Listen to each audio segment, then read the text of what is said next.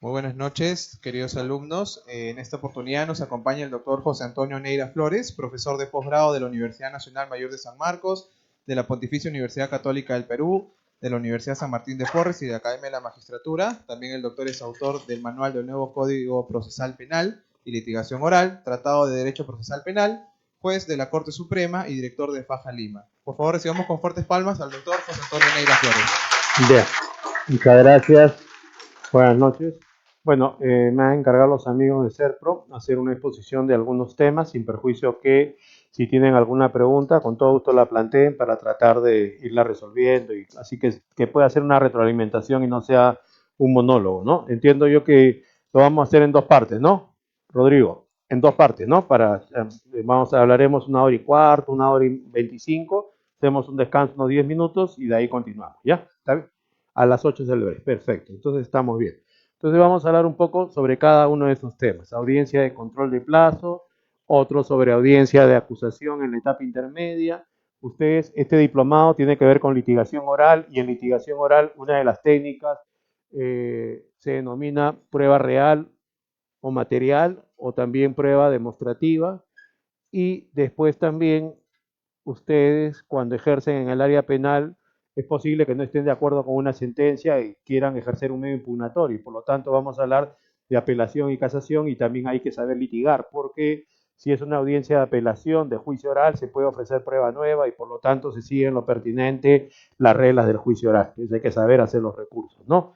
También en el caso que la sentencia de vista sea confirmatoria o no le favorezca a ustedes, hay que ver la posibilidad si puede haber un control en la Corte Suprema, ¿no? Y excepcionalmente hay un recurso que es el de casación. También hay que ver en qué casos procede, cómo es que se puede actuar. Por lo tanto, vamos a tocar algunos de esos puntos también. Entonces, en el momento que ustedes estimen, por favor, hagan las preguntas que crean necesarias, ¿ya? Entonces vamos a arrancar. Audiencia de control de plazo, ¿no? Se entiende que el proceso penal tiene varias etapas. Entonces, tenemos diligencias preliminares, tenemos investigación preparatoria y por lo tanto, las personas que están comprendidas dentro de esto deben tener garantías, ¿no? Ya hablamos de plazos. Para eso, la ley establece cuáles son los plazos y entonces, dependiendo de que sea de diligencias preliminares o que sea de la investigación preparatoria, ¿no? Se acaba de resolver una casación, no será más de 9 meses, de la señora Keiko Fujimori. La anterior al tema de la prisión preventiva justamente se refería a control de plazos de diligencias preliminares. En la diapositiva está, ya lo vamos a ver y vamos a conversar. Pero ordinariamente el tiempo que una persona puede estar investigada preliminarmente es de 60 días, ¿no? Siempre y cuando esté en libertad. Si la persona está en libertad, hoy día máximo, la persona puede estar investigada 48 horas, ¿no? Salvo que, porque ahora se han creado nuevas medidas de coerción personal, haya una detención preliminar, ¿no? Judicial. En casos comunes, el fiscal le va a pedir al juez de 3 a 7 días, en casos de crimen organizado de 3 a 10 días, ¿no? Originalmente teníamos la detención preliminar que era solamente de 3 a 7 días, pero hoy día ha cambiado para que se cuente con más tiempo por parte de la fiscalía para hacer algunos actos de investigación, ¿no? O sea, no hay flagrancia, pero se cuenta con una base mínima incriminatoria del delito, la vinculación del investigado, entonces el fiscal le va a pedir al juez, se supone que no hay audiencia en esos casos, y se va a ejecutar la detención preliminar si es que el juez estima se cumplen con los requisitos, ¿no? Recién ahí va a tomar conocimiento cuando se ejecute la persona investigada y por lo tanto ese será el plazo de diligencias preliminares. Entonces, está en función. Pero cuando está en libertad la persona investigada, el plazo normal es 60 días. Pero ¿qué puede pasar? Que el fiscal estime que la investigación tiene determinadas características y que por lo tanto sea insuficiente los 60 días, ¿no? Si el fiscal estima que hay complejidad y que hay algunas circunstancias que justifican que el plazo sea mayor, entonces es que el fiscal puede fijar ese plazo. Lo que puede pasar es que las partes no estén de acuerdo con ese plazo, especialmente el investigado, que entiende que dentro de un plazo razonable se dé respuesta y por lo tanto ahí se puede ir primero el fiscal, ¿no? Para decirle al fiscal por qué ha fijado ese plazo, el plazo que correspondería sería tal. Ya vamos a ver que hay un catálogo de elementos que se van a tomar en cuenta para saber si el caso es complejo o no. Cuando no se produzcan estos elementos, entonces voy primero al fiscal. Si el fiscal no me hace caso, entonces recién voy al juez, ¿no? Al juez de la investigación preparatoria para que establezca un control y para que le diga al fiscal que con la información que haya se tome la decisión. Esto no es un tema nuevo, también se ha manejado constitucionalmente, ¿no? Han llegado sentencias al Tribunal Constitucional, por ejemplo, hace no más de 3 meses, el Tribunal Constitucional ha declarado fundado un habeas corpus a favor de Abencia Mesa. ¿Se acuerdan? A esta señora la condenaron por homicidio calificado en perjuicio de otra señora y el Tribunal Constitucional ha dicho, bueno, esto no está bien motivada, esta sentencia de la Suprema, fundada, nula, y que vaya a otra sala penal de la Corte Suprema para que se pronuncie. Igual ha sido también porque a veces la Corte Suprema se ha demorado mucho en resolver los casos, entonces lo que han hecho las personas que ya estaban condenadas es ir a un habeas corpus, ha llegado al TC y lo que ha dicho el TC es que usted tiene tanto plazo para que usted tome una decisión, ¿no? Antiguamente, de repente ustedes se acuerdan, tuvimos un caso del general Chacón, en el caso, el año más o menos el año 2001, 2002, cuando el TC lo que estableció fueron 3 consecuencias por la demora en un caso, ¿no? Una consecuencia administrativa, responsabilidad disciplinaria para los que fueron los responsables de la demora, una consecuencia penal si es que es dolosa y después una consecuencia procesal, como se ha demorado demasiado el caso se archiva.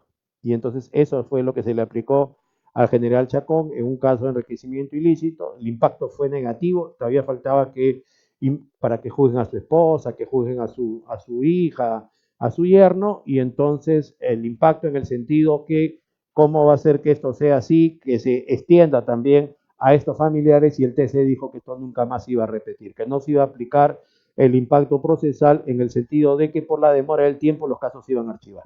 Entonces ahora tenemos que esto sirve para lo que estamos conversando. No sé qué es lo que puede pasar si tú llevas a un fiscal a una audiencia de control de plazo, sea de diligencias preliminares o sea de investigación preparatoria. Eso, lo máximo que puede pasar es que el juez de investigación preparatoria diga, sí, tiene razón el defensor del imputado, señor fiscal, tiene 3 días para que usted decida con lo que hay, qué es lo que va a hacer, archiva o formaliza la investigación, o si ya se venció el plazo de investigación preparatoria, decide qué paso viene, un requerimiento sobre seguimiento, de acusación, ¿no? La idea es esa.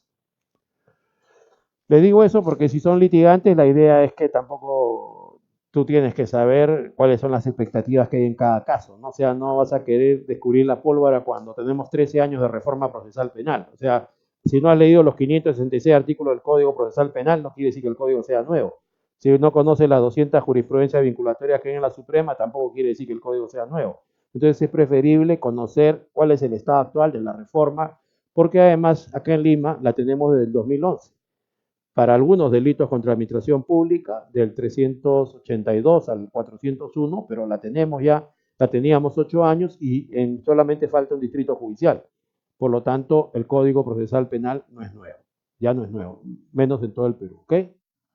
Tenemos esta casación que es una de las más antiguas porque al comienzo de la reforma hubo toda una discusión, ojalá que ya no pase en Lima, porque algunas cosas que ya se habían resuelto en Guaura empezó la reforma hace 13 años, en La Libertad hace 12 años, han venido a discutirse nuevamente en Ventanilla, ha empezado la reforma hace poco, si se aplica la terminación anticipada del proceso en la etapa intermedia, cuando ya el año 2009 salió inclusive un acuerdo plenario penal de la Corte Suprema. Cuando yo les digo que hay mucha jurisprudencia vinculatoria, mayormente ha sido en acuerdos plenarios de las salas penales de la Corte Suprema. Y el año 2009 se expidió uno de terminación anticipada, o sea, hace 9 años. Sin embargo, en Ventanilla la reforma empieza el año pasado y otra vuelta se vuelve a discutir lo que ya se había superado hace 10 años. Entonces la idea es que hay nuevos problemas. No vayan a pensar ustedes que a pesar de que transcurrieron 13 años, con el Código Penal, que es del 91, hay nuevos problemas cada día y no va a haber nuevos problemas con el Código Procesal Penal, ¿no? Por eso es que la idea es que en la Corte Suprema hay algunos pronunciamientos para que a partir del principio de legalidad se pueda asegurar uniformidad, predecibilidad, y seguridad jurídica y sobre todo igualdad, ¿no? Si tenemos un solo código penal, procesal penal en todo el Perú, la idea es que cada juez no haga lo que quiera, ¿no? Sino que se ciña estrictamente a la ley y así nos pueda garantizar a todos saber a qué atenernos, porque también en el código tenemos salidas alternativas, ¿no? Tenemos principios de oportunidad, acuerdo reparatorio, terminación anticipada, conformidad del acusado con la acusación, colaboración eficaz, y entonces la previsibilidad de saber qué es lo que puede pasar nos puede orientar, ustedes como abogados los imputados, a conversar con él y a tomar una decisión quizás en alguno de estos sentidos, ¿no? Cuando uno ya sabe más o menos qué es lo que puede pasar, ¿no? Entonces acá qué ocurría que en Guaura se dijo, bueno, una cosa es el plazo de diligencias preliminares, otra cosa es el plazo de investigación preparatoria.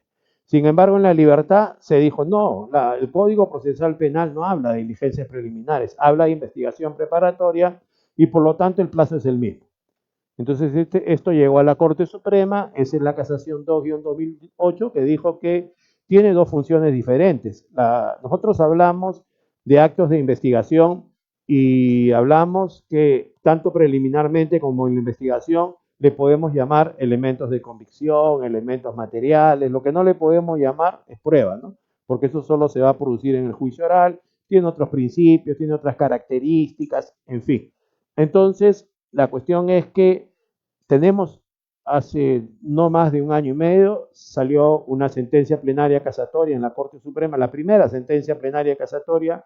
Yo les he hablado de acuerdos plenarios de las salas penales que se han hecho sobre la base del artículo 301A del Código de Procedimientos Penales del 40, artículo 301A del Código de Procedimientos Penales de 1940. Cuando hablo de sentencia plenaria casatoria me refiero al Código Procesal Penal, habla que puede haber jurisprudencia vinculatoria a través de sentencias plenarias casatorias. Y esta tiene que ver con lavado de activos. Pero hay una segunda parte dentro de esta sentencia plenaria casatoria, es la 1-2017, que habla de estándar de prueba. Estándar de prueba, o sea, se puede exigir determinada cantidad de información para abrir una diligencia preliminar, para formalizar una investigación preparatoria, para acusar, para condenar, o es con cualquier cantidad de información. Puede ser la misma, desde que empieza hasta que un caso llegue a una sentencia. Obviamente que no. Se habla de un principio de progresividad del ejercicio de la acción penal y por lo tanto, si se va a abrir una diligencia preliminar, se va a requerir solamente indicios de sospecha. Si se quiere formalizar la investigación preparatoria, ya se va a exigir lo que se llama indicios reveladores de la comisión de un delito, la vinculación del investigado, para acusar suficientes y para condenar, por primera vez se utiliza un término que es anglosajón, que pertenece al sistema adversarial, que la prueba que se produzca en el juicio oral tiene que ser más allá de una duda razonable.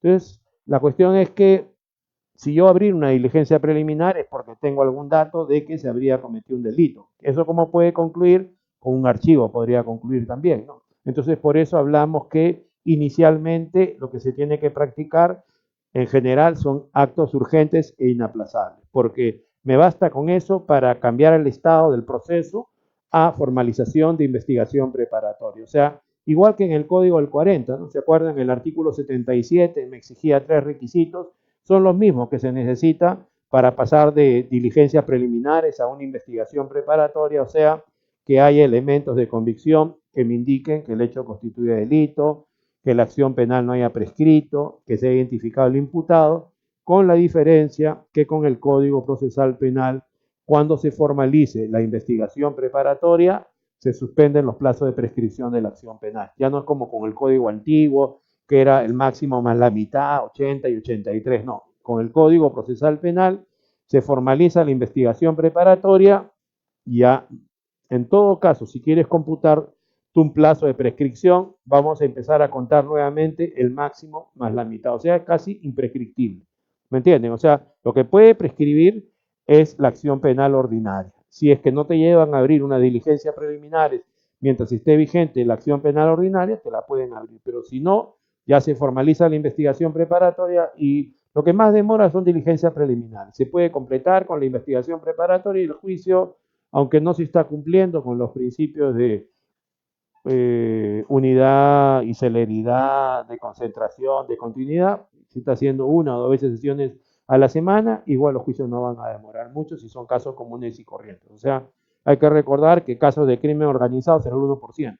Los demás casos, los casos normales son el 99% de casos, pero el Código Procesal Penal nuestro se publicó el 2004, entró en vigor el 2006, pero se publicó el 1 de julio del 2004 y para esto se tomó en cuenta 100 reformas que hicimos al Código de Procedimientos Penales del 40 por el caso del señor Montesinos y 1.300 imputados. ¿Se acuerdan? En agosto del 2000 se exhibió un vídeo, después salieron 1.300 videos con actos de corrupción, cualquier cantidad de dinero a los más altos funcionarios públicos y privados. La historia se está repitiendo hoy día y el asunto está en que el Código de Procedimientos Penales del 40 no servía ni para investigar casos comunes y corrientes de hurto, de robo agravado. Imagínense si iba a servir para investigar a ministros de Estado, a los jefes de las Fuerzas Armadas, a los dueños de los canales de televisión, a los dueños de los medios de comunicación escrita. Entonces tuvimos que reformar 100 artículos del Código de Procedimientos Penales del 40 para que se pueda investigar y juzgar casos de aparatos organizados de poder públicos y privados, y entonces ¿dónde terminó todas esas reformas al Código del 40? En el Código Procesal Penal que hoy día tenemos. Por eso es que el Código Procesal Penal empieza a regir en julio del 2006, pero recién el 2013, acuérdense, el 20 de agosto del 2013, recién sale un octavo proceso especial.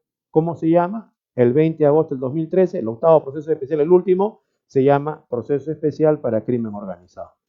Y entonces, ¿cómo es eso? Si el Código Procesal Penal empezó a regir el 1 de julio del 2006 y recién el 20 de agosto del 2013 sale el Código Procesal Penal para Crimen Organizado, ¿no hemos tenido reglas 7 años para crimen organizado? ¿O ya la teníamos en el Código Procesal Penal que justamente ha tomado todas las reformas del Código del 40 que era para poder investigar y juzgar esos casos de crimen organizado?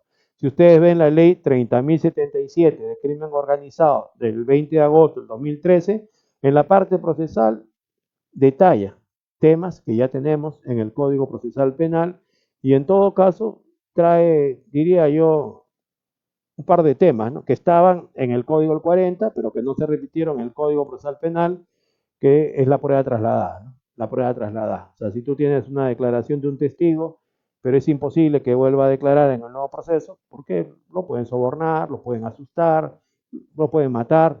No matan mucho, menos mal en nuestro país, pero ha pasado en algún caso de lavado de activos en el Callao que mataron a 2 hace 3 o 4 años. Entonces, aparte de eso, que justo por eso también hemos reformado la prueba anticipada. Seguramente han hablado, tenemos la prueba anticipada, no, el testigo no puede declarar en el juicio oral, entonces tenía que declarar después de formalizada la investigación preparatoria, adelantar la declaración a esa etapa, no va a llegar al juicio, lo van a amenazar, lo van a asustar, lo van a sobornar, lo pueden matar, entonces lo hacemos en investigación preparatoria. Pero en diciembre del 2016 hemos modificado el artículo 242 del Código Procesal Penal por el decreto legislativo 1307 para adelantarla a diligencias preliminares. Ahora acá en este momento, diligencias preliminares, se puede practicar prueba anticipada. O sea, todavía no sabemos si se va a formalizar o no la investigación, pero estamos hablando, por ejemplo, ¿de qué?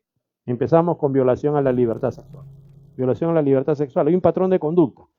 La víctima de un delito de libertad sexual, la verdad no quiere saber más del problema. Si va una vez, es suficiente.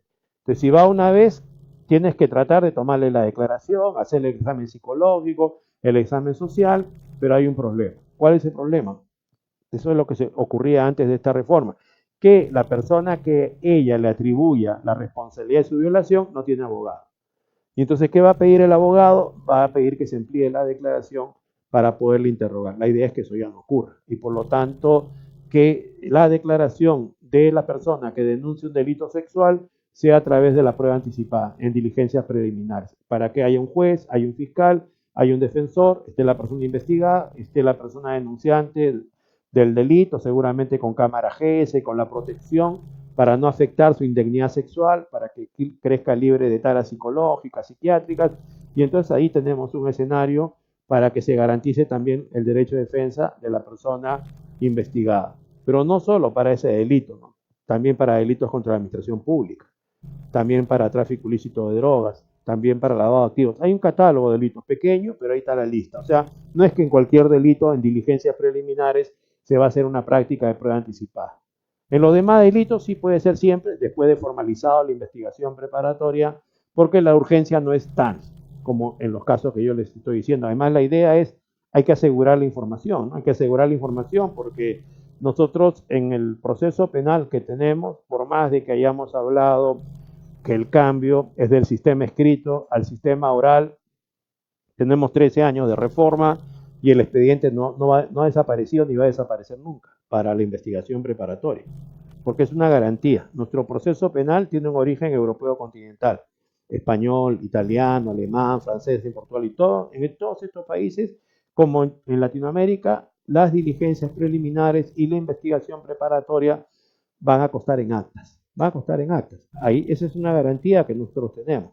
Porque ¿qué puede pasar? Lo que puede pasar es que cuando vayamos al juicio oral no vaya el agraviado, está muerto, está amenazado, no vaya el testigo, el perito tampoco vaya. Normalmente del 100% de pericias que se hacen en nuestro país, las pericias son oficiales, las hacen funcionarios del Estado, porque es muy raro que las partes en los procesos penales tengan recursos para hacer pericias. No es común eso.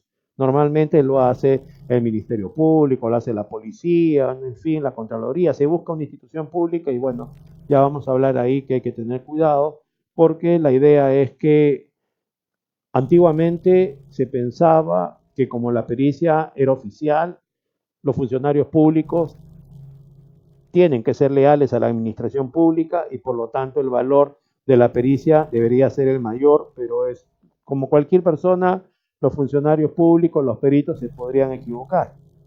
También podría haber corrupción y por lo tanto la idea es que hay que controlar la calidad no solo del público, sino también del privado, porque a ver, ¿alguna vez han visto a un abogado particular que lleve una pericia particular que le sea desfavorable? Porque se supone que nosotros en el proceso penal que tenemos, la idea es que se provea una respuesta que sea lo más cerca a la verdad. No vamos a discutir qué clase de verdad. Y los que están a cargo de eso son los jueces y son los fiscales. A los defensores no le podemos ir córtale la cabeza a tu cliente y pórsela en bandeja al fiscal. Los defensores lo que tienen que hacer es que se respete la Constitución en los casos, el Código Penal, el Código Procesal Penal va a ser su límite, pero no lo podemos obligar nosotros al mismo fin que tienen los jueces y que tienen los fiscales por la función que les corresponde. Obviamente que tampoco se puede actuar con mala fe procesal, ¿no? Que se va a ser un límite también para los abogados en el ejercicio de su trabajo, ¿no? Entonces, el asunto es que tenemos pues que ahora en diligencias preliminares se pueden realizar varias actuaciones porque tenemos que encontrar un equilibrio entre lo que se llama garantías y eficiencia, ¿no? O sea, la idea, tenemos que respetar los derechos de las personas que están comprendidas en la investigación, pero a la vez también se debe evitar que haya impunidad. Hay que tratar una respuesta a la víctima, a la sociedad, y en esa línea no llega al juicio el agraviado, no llega el testigo, no llega el perito, pero yo les decía que todas las actuaciones, ya sean preliminares o sean en investigación preparatoria, ¿dónde van a costar? En acta. Queremos que los jueces del juicio tengan la mayor cantidad de información. Si podemos, que esté ahí el testigo, que esté el agraviado, si el acusado quiere declarar, que esté el acusado, la parte que lo ha ofrecido, empezará a examinarlo, el otro controlará la calidad de esas preguntas, ¿no? Entonces necesitamos que haya inmediación, necesitamos que esté el juez. Pero cuando se habla de los cambios de un sistema escrito a un sistema oral, de un sistema inquisitivo a un sistema acusatorio, se piensa es que la inmediación debe ser para que uno mire y escuche cómo declara la persona. Mire y escuche cómo declara la persona. Y la pregunta es que dependiendo de eso le vamos a asignar un valor a esa declaración. O sea, si yo soy un orador, soy un actor, ¿depende de eso la credibilidad de mi declaración? ¿O depende que el contenido de lo que yo diga racionalmente sea creíble? Sin importar el tono de voz o la expresión corporal que yo tenga. Digo, hay que tener cuidado porque este diplomado es de litigación oral, ¿no? Y la litigación oral viene de un modelo anglosajón, adversarial, que no es el nuestro. El nuestro han violado derechos fundamentales en contra de mi cliente, no voy a poner un jurado popular, porque ¿qué entiende el jurado popular de la Constitución, de la prueba prohibida? Nada. ¿Qué voy a querer? Jueces que sean abogados, jueces profesionales. Pero si yo quiero discutir como abogado en un caso que la prueba que se ha producido no es más que una duda razonable y que se tiene que resolver, ¿qué me conviene más? ¿Jueces profesionales o jurados populares? Además que hay un efecto psicológico con los jurados populares, porque en los sistemas anglosajones o en los sistemas adversariales, sea popular o sea profesional, no se motiva, no se da ninguna explicación. O sea, dice que el sistema de valoración es de íntima convicción. Entonces, yo no sé si ustedes han escuchado, han visto en las películas, por ejemplo, que las personas que quieren demostrar poder, que quieren cautivar, que quieren persuadir, terno azul, camisa blanca, corbata roja, ¿no? Y entonces, imagínense ustedes que se trate de un abogado. En Estados Unidos hay abogados famosos, hay un abogado que se apellida Shapiro, por ejemplo. Yo lo conozco, Shapiro lo he visto en Puerto Rico, en conferencias, abogado de Michael Jackson, abogado de los más grandes artistas que hay, a más o menos 70 años. Todos los norteamericanos, las entrevistas por televisión son a él, se mueren por conocerlo. Imagínense que un día Shapiro asume la defensa de alguien y hay 12 jurados populares que toda la vida quisieron conocerlo y ahora lo tienen a 8 metros. Podríamos pensar que cualquier cosa que me pida Shapiro se la doy porque quería conocerlo. Si le saco una sonrisa es bastante. ¿Podría ser así o no? Un razonamiento, porque no lo vamos a saber, no nos dan ninguna explicación de por qué se absuelve o se condena. Si te absuelve, no hay apelación. Porque ¿qué apelación hay si no hay fundamentación? ¿Cuáles van a ser los agravios? ¿Se dan cuenta? Entonces se dice que cuando tú tienes una moneda y la tiras al aire, cuando cae al piso, ¿qué puede pasar? Tienes una moneda y la tiras al aire, cuando cae al piso, ¿cuáles puede? ¿Saben los resultados o no cuando cae la moneda al piso? ¿Qué puede ser? Cara o sello. Pero cuando un juicio va por jurado popular, es impredecible el resultado de la decisión del jurado popular. Mientras que en nuestros sistemas, que tienen un origen europeo continental, el del 40 todavía era más bravo, porque en el del 40 decíamos tiene origen napoleónico. O sea, ¿cuál era el origen? Francés. La única diferencia, hasta el caso del señor Montesinos y 1.300 imputados, era que en Francia era en francés y que acá habíamos copiado el código de ellos, pero era en español. Esa era la única diferencia entre el nuestro y el de ellos. Como si los problemas que tuviésemos en el Perú fueran igual que la de los franceses, como si nuestra cultura fuera igual que la de los franceses. No es que me esté minimizando, pero los códigos penales y procesales tienen que ver con eso, porque son para resolver problemas que se producen en el Perú y no en Francia. Si recordásemos nada más que si tú en ese país la luz esté rojo o verde, quieres cruzar una pista, el carro siempre va a parar, porque primero eres tú. Acá no importa que la luz esté verde, siempre tienes que mirar, porque si no te atropella la motocar, o te atropella el taxi, el microbús, o sea, somos culturas diferentes, ¿no? Entonces hay que legislar en función a esa clase de situaciones, y si no, si importamos un sistema procesal que no nos sirve, no nos va a resolver ningún problema. Imagínense, ahora tenemos nuevos problemas de transporte público, terribles problemas con las motos lineales y cosas. ¿Cómo será la solución? Ya lo veremos en los próximos capítulos seguramente, ¿no? El Congreso de la República en enero del 2020 seguramente nos va a proveer las herramientas legales para mejorar y que todas las cosas cambien en nuestro país, ¿no? ¿Tiene fe o no tiene fe? Por supuesto, sí me gusta la gente. Hay que tener esperanza que las cosas van a mejorar, porque si no, ¿no? Si no, justicia popular, ¿no es cierto?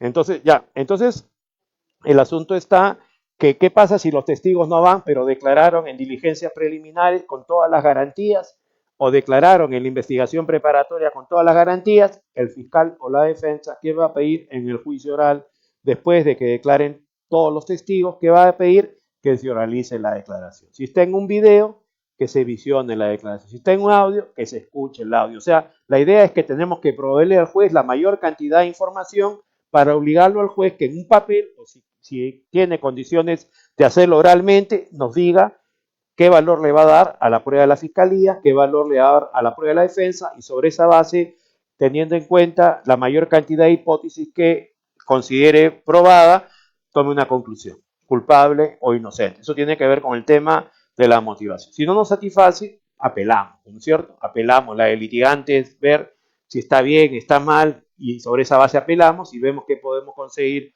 en segunda instancia, ¿no? Aunque el sustento teórico del recurso de apelación es, bueno, debo tener el derecho a una revisión al juicio de hecho, al juicio de la valoración de la prueba, a la correcta aplicación del derecho, y también porque siempre los jueces son seres humanos, se pueden equivocar, y porque en una segunda instancia siempre hay pluralidad de jueces, ¿no? Siempre hay 3, en la Suprema son 5, y por lo tanto te pueden garantizar seguridad jurídica en esa revisión, ¿no?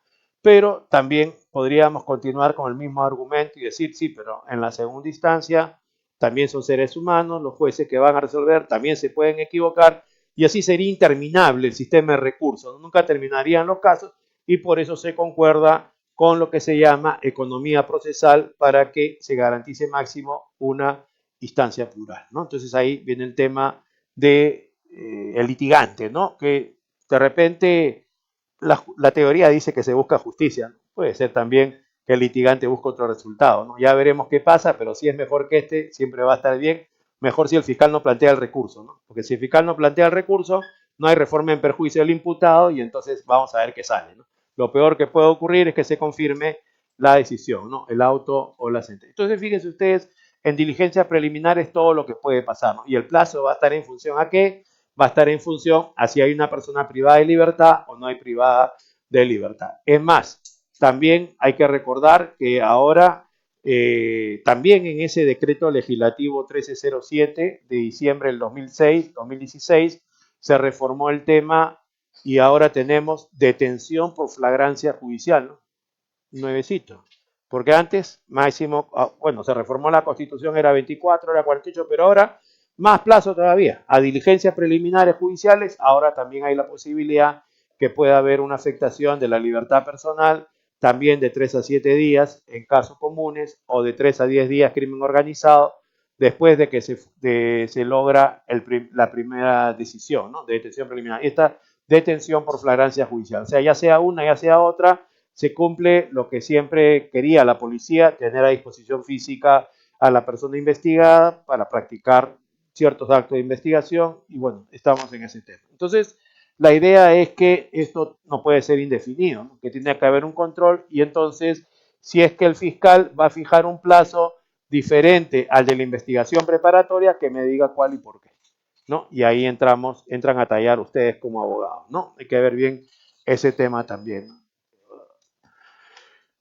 Hay que ver también el tema del tiempo que les va a costar a ustedes eso, ¿no? Porque esto no es un tema aritmético, ¿no? O sea, hay que ver si está en libertad, está preso y dependiendo de eso, el tema de ir muchas incidencias, no solamente que ustedes lo lleven al fiscal, sino ustedes también, eso va a tener un costo, ¿no? Porque ya desde el código del 40 empezamos a hablar de plazos y sabemos que muchas veces estos no se cumplen realmente, entonces hay que ver cuál es la tolerancia que podría haber desde el principio de legalidad y proporcionalidad, ¿no? Proporcionalidad.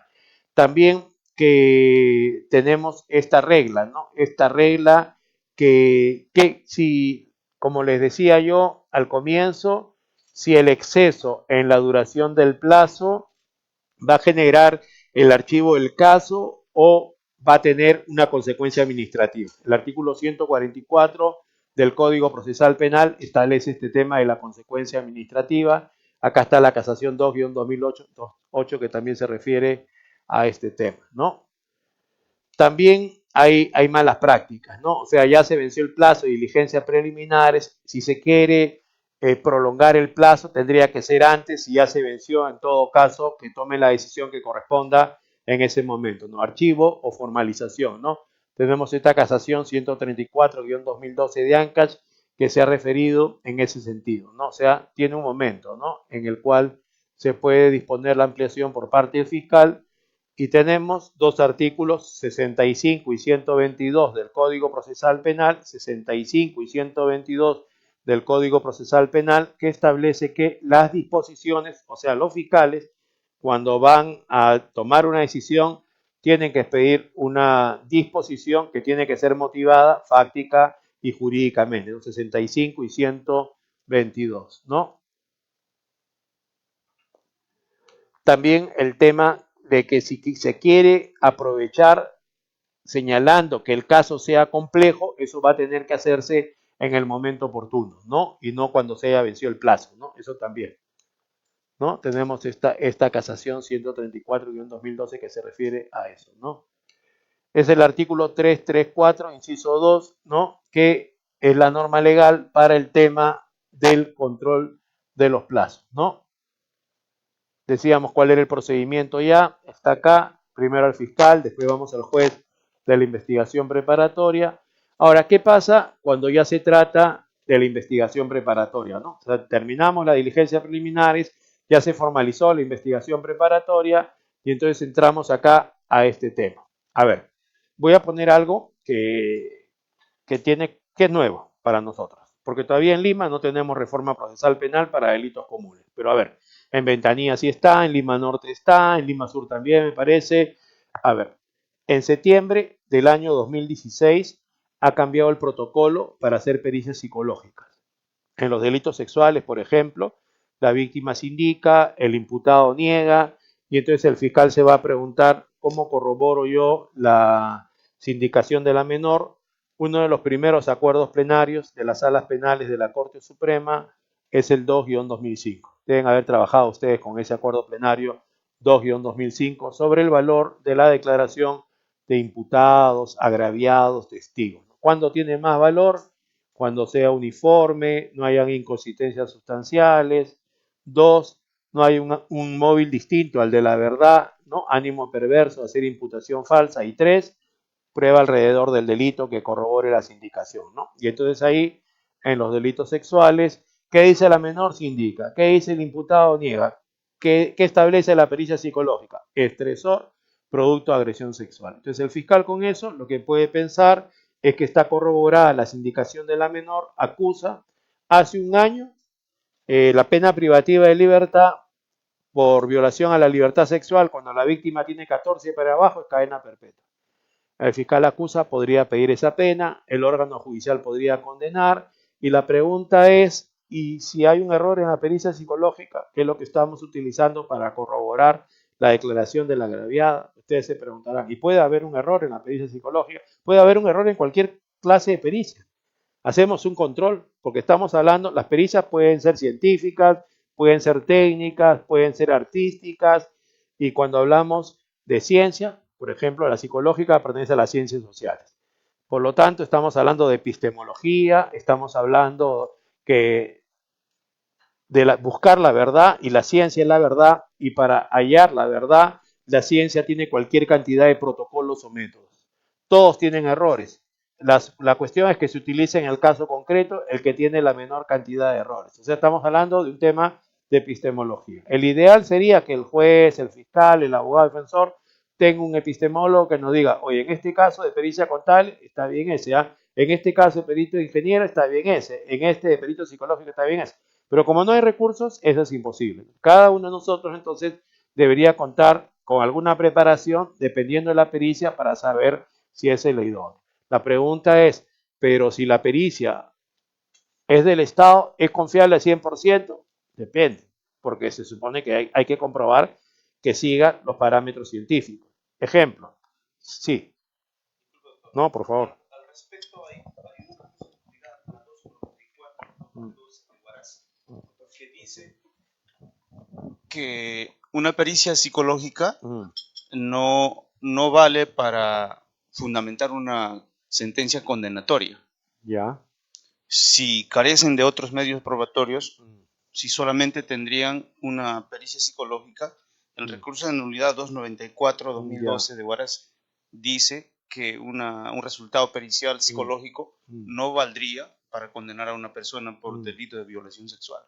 Claro, hay que ver un conjunto de información dentro de los casos, ¿no? O sea, no estamos hablando de aritmética, a pesar de que hablábamos al comienzo de una sentencia plenaria casatoria 1-2017 sobre lavado de activos, que la primera parte tiene que ver con definir cuándo habría lavado de activos, a propósito de una casación que se sacó de Tacna que decía que la fiscalía tenía que demostrar el origen criminal del delito, y la Suprema después dijo, a propósito de hay una regulación internacional sobre los delitos de lavado de activos, donde solamente se requiere acreditar la fuente del origen criminal y no probar el delito original. También se aprovechó esta sentencia plenaria casatoria 1-2017 para hablar de cantidades de información, ¿no?, que se requieren en un caso.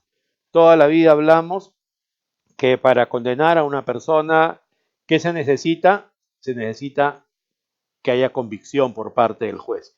¿Y qué cosa es convicción por parte del juez? ¿Es algo subjetivo? ¿Es lo que a él se le ocurra? O en todo caso, si queremos saber si una persona que ha cometido un delito, lo primero que deberíamos estar claros es cuáles son los hechos que le atribuyen y cómo es que cada uno de ellos sea probado dentro de un caso. Entonces, cuando hablábamos nosotros de que hay que tener seguridad de que se ha cometido un delito, que estamos hablando aritméticamente y que se requiere probarlo al 100%, al 99, al 98, al 90, al 80, 70, 60, 50. O sea, se puede medir aritméticamente. ¿Acaso en todos los casos de violación a la libertad sexual o en todos los casos de homicidio, en todos los casos de robo agravado, se debe contar con la misma cantidad de información o depende de cada caso? Porque también depende del valor que tenga cada información. Si en un caso concreto, obviamente, si tienes el examen médico legal que está deflorada la menor, porque si un examen médico legal que está deflorada, si el cargo es que está deflorada, entonces, no, ¿qué vas a hacer con la pericia psicológica, la sindicación de la menor? ¿No? Tienes que ver eso también, ¿no? Habrá que ver qué otra clase de datos hay, examen social también, habrá que ver la forma y circunstancia, cómo se produjeron los hechos también, ¿no? Entonces, de eso se trata. También tenemos casaciones en el sentido que la menor dijo, él me violó, como consecuencia de eso tengo un hijo, él dijo, yo nunca he tenido relaciones sexuales, ese hijo no es mío, hagan una prueba de ADN, no le hicieron, lo condenaron a 30 años de pena privativa de libertad en primera instancia. Apeló, ofreció como prueba nueva en segunda instancia, la prueba de ADN, ese hijo no es mío, no le hicieron caso, confirmaron la condena y planteó su casación y fue a la Corte Suprema. ¿Por qué fue a la Corte Suprema? Por vulneración al derecho a la prueba y al derecho a la motivación, o sea, inciso 1 del 429 del Código Procesal Penal, violación a normas constitucionales, 2 normas procesales, bien concedida la casación, fundada la casación, nula la de vista y la de primera instancia, nuevo juicio oral, libertad, porque ya se habían vencido los 9 meses que es el plazo de un delito que es común, plazo máximo de prisión preventiva. Entonces, hay que ver en cada caso concreto, ¿no? Hay que ver en cada... Obviamente que si la pericia psicológica está bien hecha, punto en contra del imputado. Si está mal hecha, obviamente no sirve para nada, ¿no? Entonces, de eso se trata y de eso estamos hablando, ¿no? Puede ser pericia psicológica o puede ser examen médico legal. Nosotros en la Corte Suprema hemos resuelto, yo por lo menos he intervenido en 2 secciones de revisión, son excepciones a la cosa juzgada cuando hay un grave error judicial. O sea, se trataba de un señor que su hija lo denunció por violación a la libertad sexual y lo condenaron a 30 años de pena privativa de libertad, hace 4 años más o menos de este caso, y entonces estaba 9 años preso ya. ¿Con cuántos abogados habrá hablado? Estaba en Lurigancho, y el último abogado le cuenta su historia y el abogado habla con toda la familia y descubre que 2 años después de que su hija le imputó a él la violación, lo hizo con un tercero, le examinaron 2 médicos legistas, el Código del 40 exigía eso, y esos 2 médicos legistas, que 2 años después de que 2 médicos legistas le examinaron para el caso en contra de su padre y dijeron está deflorada vaginalmente, 2 años después otros 2 médicos legistas dicen no está deflorada vaginalmente. ¿Y saben cuándo descubre eso? 10 años después de los hechos. Llega a la Corte Suprema, prueba nueva, fundada la casación, nula la condena de la Suprema, nula la sentencia de primera instancia, otro juicio oral por otro tribunal, 11 años preso, absuelto. Estaban las 2 pericias. La primera que hicieron 2 médicos del Ministerio Público que dijeron está deflorada vaginal y la segunda que no estaba. Entonces, de eso estamos hablando, ¿no? O sea, de que en cada caso concreto hay que evaluar la cantidad de información y la calidad de la información. Por eso acá estábamos diciendo, si yo tengo diligencias preliminares, control de plazo, si tengo yo actuaciones en investigación preparatoria que se han realizado con el procedimiento prescrito y tengo las actas y no va a juicio oral, ¿qué hago?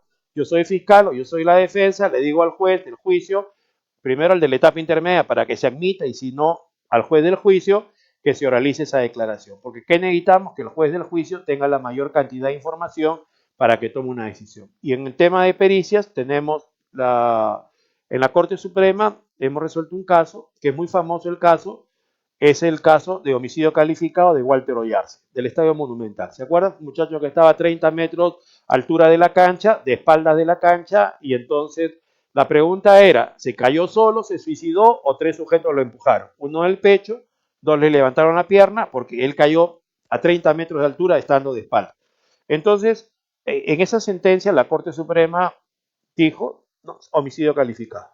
Y por lo tanto 30 años de pena privativa de libertad. Pero a lo que voy es que ahí por primera vez se cita una sentencia de la Corte Suprema norteamericana del año 1993, porque en Estados Unidos, Norteamérica, a pesar de que están preocupados en mandar un cohete a Marte, a la Luna, tiene mucho recurso, mucha cantidad de recursos para hacer investigaciones científicas y son de mucha calidad, también al año 1993 había muchos problemas con los informes que se llamaban pericias y lo que se quería establecer era algunos requisitos para controlar la confiabilidad o la solvencia científica o técnica o artística, dependiendo de la naturaleza de la pericia.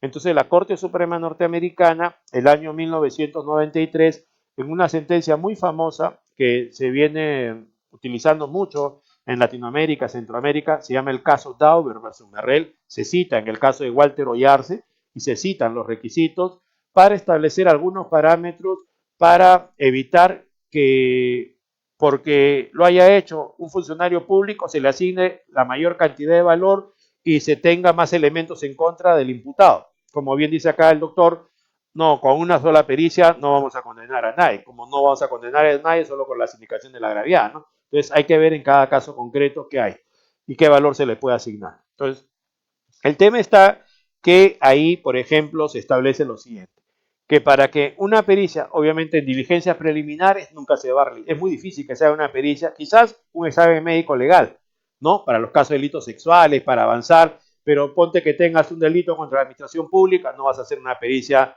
de NAGU, se llama, de normas de autoridad gubernamentales, porque para empezar, lo más probable es que el funcionario público se haya llevado toda la información. Los delitos contra funcionarios públicos, municipios, gobiernos regionales, instituciones públicas, cuando se descubren es cuando ha cesado el mandato del funcionario público. Y como no tenemos un sistema informatizado, ¿cuál es el primer problema para avanzar un caso por delito contra la administración pública de colusión, de peculado? ¿Cuál es el primer problema? No están los antecedentes. Entonces, ¿cuánto tiempo puede tomar que aparezcan o que los encuentren? Y entonces, en diligencias preliminares no vas a hacer una pericia. El tema está que en investigación preparatoria sería el escenario ideal para hacer una pericia, porque si ustedes trabajan en el área penal, ¿cuál ha sido el tiempo más rápido que les ha tomado que sea una pericia? Porque también hay que ver eso, ¿no? Entonces, acá hablamos, decimos, en casos comunes son 120 días. Bueno, quizás en 120 días se puede hacer, pero también eso dependerá de quién la tenga que hacer y cómo se tenga que hacer, porque en drogas, los únicos que hacen el peso son acá en Aramburú de todo el país.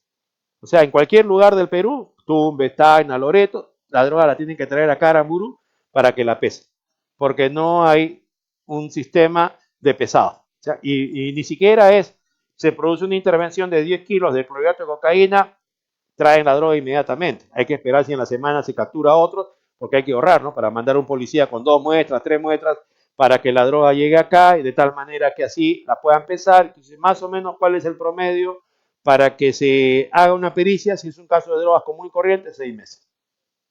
¿Y cuánto es el tiempo de diligencias preliminares? 60 días. ¿Y cuánto es el tiempo de plazo de investigación preparatoria, casos comunes? 120 días. Entonces, ¿se dan cuenta? Entonces, hay que ver ese tema también. Entonces, ¿tienes algún dato de repente más moderno? Ahora son las cosas más rápidas, ¿no? ¿Estás hablando de 2 gramos de PVC? Eso no es delito, pues, doctora. Hasta 5 no es delito. No, pero en lo que es criminalidad organizada, ahora Ya. están trabajando bastante rápido, Ya. ¿no? Y se están aminorando los plazos. Eh, bueno, al menos es la experiencia que estoy yo teniendo en lo que es criminalidad organizada, ¿no? Está bien, tiene que ser así, porque se supone que ahí, ¿cuál es el plazo de diligencia preliminar? 36 meses, ¿no? En investigación preparatoria, ¿qué plazo puede ser? 36 meses, ¿no?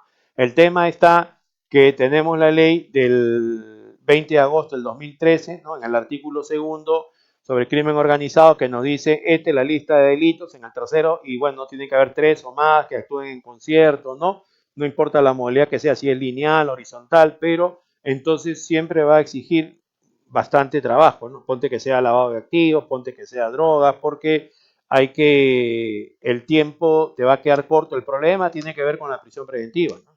Porque el problema es ese, ¿no? O sea, tiene que durar tanto la prisión preventiva como la investigación preparatoria, y eso va a estar en función al peligro procesal, ¿no? Al peligro procesal, ¿no? Eso es lo que va a justificar que se imponga una medida de coerción personal, y ya el último acuerdo plenario penal 1-2019 se ha basado en las casaciones que ya teníamos sobre prisiones preventivas. Lo único que he hecho es ampliar el detalle.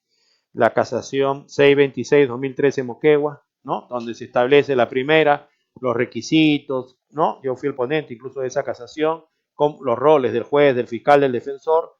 Después la 631-2015 de Arequipa, ¿no? Sobre los arraigos, posesión, familia, laboral, el ponente fue el doctor San Martín. Después la 564-2018 de Loreto, que el ponente fue el doctor Lecaro Cornejo, sobre el juicio de apariencia y verosimilitud del hecho como delito, ¿no? O sea, si estamos hablando de peligro, ¿no? La apariencia de verosimilitud del hecho como delito y la vinculación del investigado, juicio de imputación objetiva.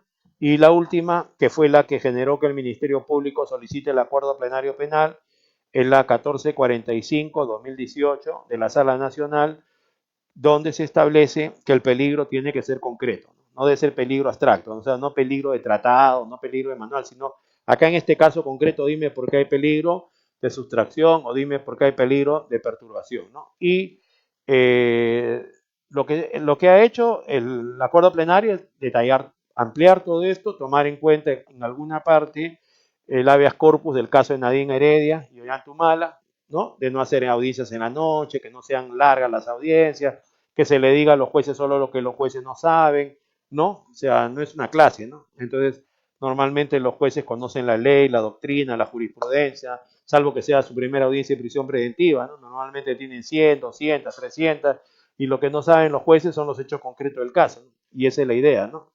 En litigación que el fiscal o el defensor aprovechen las audiencias para decirle exactamente a los jueces lo que necesitan escuchar para que resuelvan en el sentido que se le está pidiendo, ¿no? Recordando una frase muy antigua de hace 80 años del libro de Don Ángel Osorio, ¿no? El alma de la toga, ¿no? Que dice la brevedad de los alegatos es el manjar de los jueces, ¿no? O sea, la capacidad de síntesis del fiscal o el defensor es fundamental en cualquier área, no solo en penal, civil, laboral, en cualquiera, ¿no? Porque de eso se trata, ¿no? Y eso lo dice también la sentencia plenaria casatoria 1-2009, porque si el pedido está en el requerimiento del fiscal, entonces ¿para qué repetir lo que ya dice el requerimiento del fiscal? Y si establece una diferencia entre el plazo de perturbación de actos de investigación, que no tiene que ser igual que el plazo de sustracción, esa es la diferencia, ¿no? Que hay que establecer exactamente por qué el plazo de perturbación de acto de investigación, porque si ya tuviste una diligencia preliminar es larga, crimen o sí. Cuando se le vence el plazo al fiscal, ¿no? Y se dicta la libertad del imputado por el vencimiento de plazo porque no cumplió con los plazos para hacer su acusación formal, ¿no? Ahora se exige de que el fiscal vaya a hacer la verificación domiciliaria y muchas veces el Ministerio Público, los fiscales, obviamente por la responsabilidad que tienen, ¿no? En la que han incurrido, no están haciendo eso. Entonces ganan plazo, ganan días y la persona se queda presa. Y entramos a juicio oral y ya no se cumple la libertad de esas personas, ¿no? Bueno, pero si lo que usted está planteando es doloso, sería un delito. Si es por negligencia, sobrecarga, el tema es que hay que darle prioridad a los asuntos donde haya personas privadas de libertad, ¿no? Y entonces hay que ver ese tema, ¿no? O sea, esto es intencional, culposo. ¿Cómo va a ser culposo? ¿Qué? Porque tiene mucha carga. La prioridad es la persona que está en privada de su libertad. Entonces habría que buscar otra clase de mecanismo para contrarrestar esto, evitar eso e insistir en que se ejecute y justamente cuestionar lo que usted acaba de decir, ¿no? Para que el juez tome en cuenta esto y disponga que se concrete su excarcelación, o que vea, encima de ese señor fiscal provincial hay un fiscal superior, habría que ponerle conocimiento para que lo cambien, venga otro, se haga la diligencia, o sea, creo que tenemos unas herramientas procesales para lograr eso, ¿no? Sí, incluso el mismo juez de la investigación preparatoria pone en conocimiento del fiscal superior y de control, ¿no? ¿Sí? Pero sin embargo, pese a ello no se cumple. Entonces, debería de haber también un cierto control respecto a eso, ¿no? Claro, pero hay que insistir, yo creo que ahí el tema es que hay que continuar, ¿no? Dando a conocer estas irregularidades, y mientras más tiempo pase es peor, hasta podría ser una denuncia penal, ¿no? Por lo que usted está diciendo es grave, ¿no? Y entonces, por lo tanto, si hay mala fe, la mala fe no solamente puede ser de los abogados imputados, podría ser de cualquier parte procesal y no solamente puede ser administrativa, puede ser penal, pero hay que ver en el caso concreto qué es lo que está ocurriendo, ¿no? Es grave para un fiscal que se le haga una imputación en los términos que usted dice, se le abre un proceso, puede terminar con responsabilidad, afecta toda su carrera, o sea, no es cualquier cosa. En la medida que eso quede registrado, va a seguir su curso y hay que insistir nada más. El tema es un problema cultural también que hay y si queremos que las cosas cambien, tenemos que hacerlas conocer, porque si no, es más grave, ¿no? Porque van a continuar dando si nadie pone coto a eso y bueno, estamos en ese camino, ¿no? Así es la cosa, ¿ya? Bien, sí, ya.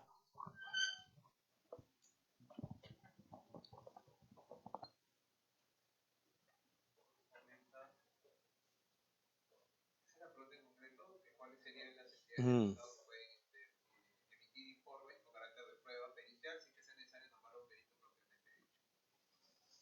Bueno, si estamos hablando de la Contraloría General de la República, ¿no? Entiendo que es la Contraloría General de la República la que puede hacer eso. En todo caso hay que ver las leyes especiales que hayan. El tema está en todo caso que todo está sujeto a control. O sea, se supone que una cosa es una investigación administrativa, otra cosa es una investigación penal y por lo tanto es diferente, ¿no? Las investigaciones administrativas no tienen las mismas garantías que tiene una investigación penal, donde se requiere siempre avisarte si te abren una diligencia preliminar, es que hay un abogado defensor y por lo tanto también los valores van a ser diferentes, ¿no? Tendrá que darte a conocer,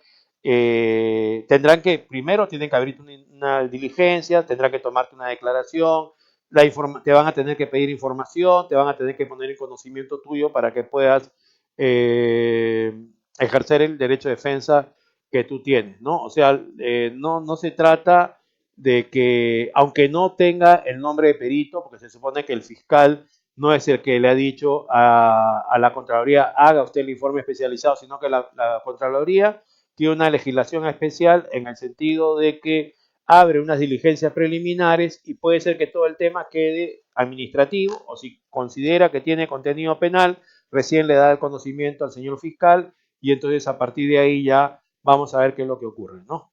Pero obviamente siempre va a haber la posibilidad que la persona investigada administrativa penalmente tome conocimiento de esto y pueda ofrecer una pericia de parte o un informe especializado para contratar esto, ¿no? Así es. Bueno, entonces acá tenemos los plazos de la investigación, ¿no? ¿Cómo sería en el caso que se exceda también durante la investigación preparatoria como abogados defensores de los imputados, qué es lo que se puede hacer, ¿no? O sea, igual pedir una audiencia de control de plazos y si se quiere una prórroga, justificar por qué se necesita la prórroga. Lo que ella decía, ¿no?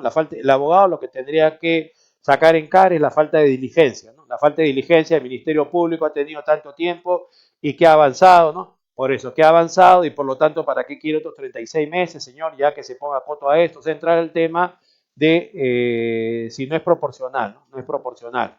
Porque el tema es que uno tiene derecho también a que se cumpla un plazo razonable, ¿no? De eso se trata, ¿no? Cuando sí.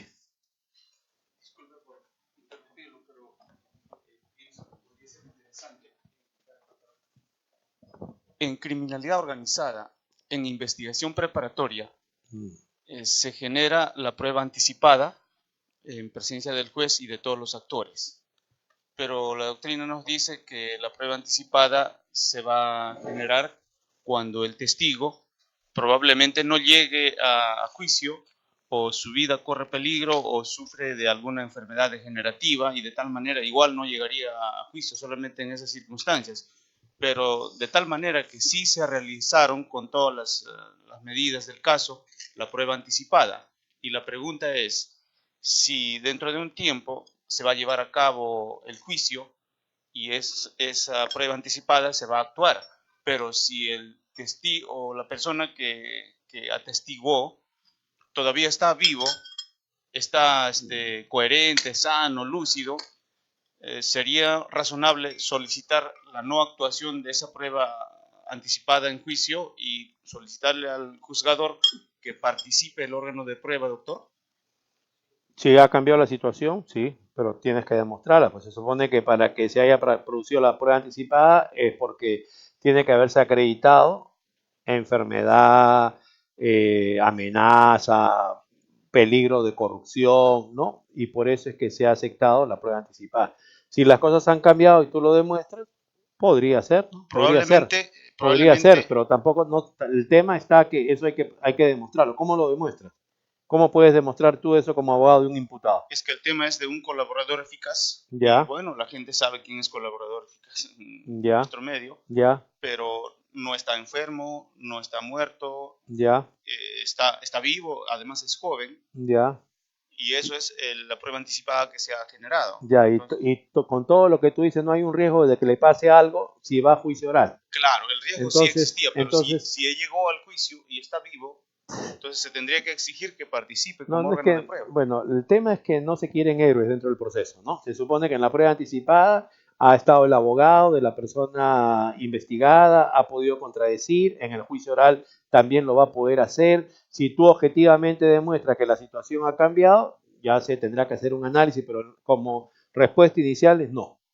¿Cómo haces tú? Y peor todavía hablas de un colaborador eficaz y toda la cosa, o sea, el tema es que se puede proteger hasta terminando el juicio la identidad del colaborador eficaz. Tenemos un decreto legislativo 1301, tenemos un reglamento 7-17 JUS, habría que revisar eso para saber la respuesta, ¿no? En todo caso, ¿ok? Listo. Entonces tenemos en el artículo 342 del Código Procesal Penal cuáles son los supuestos para que sea un caso complejo, ¿no? Numerosos delitos, varios imputados o agraviados, pericias nutridas, no documentación o de complicado análisis técnico. Hablábamos de problemas que había para hacer las pericias por falta de información, incluso en ese acuerdo plenario penal 4-2015, en el acuerdo plenario penal 4-2015, que estábamos hablando del caso Daubert versus Marrel, del caso de Walter Ollarse, yo les iba a indicar los requisitos, después se ha trabajado en el acuerdo plenario penal 4-2015, pero en ese caso de Walter Ollarse se establece los siguientes requisitos para que una pericia tenga tal valor. Número 1, que se demuestre que el método que se ha utilizado es el que tiene menos errores. O sea, que sea más racional. Porque yo les decía, hay varios métodos que se pueden utilizar y por lo tanto la idea es encontrar el método que sea el más objetivo, más racional. ¿Y cómo podemos saber eso si no somos expertos en toda clase de materias? Entonces tendríamos que consultarle a la comunidad experta. Estábamos hablando de la pericia psicológica.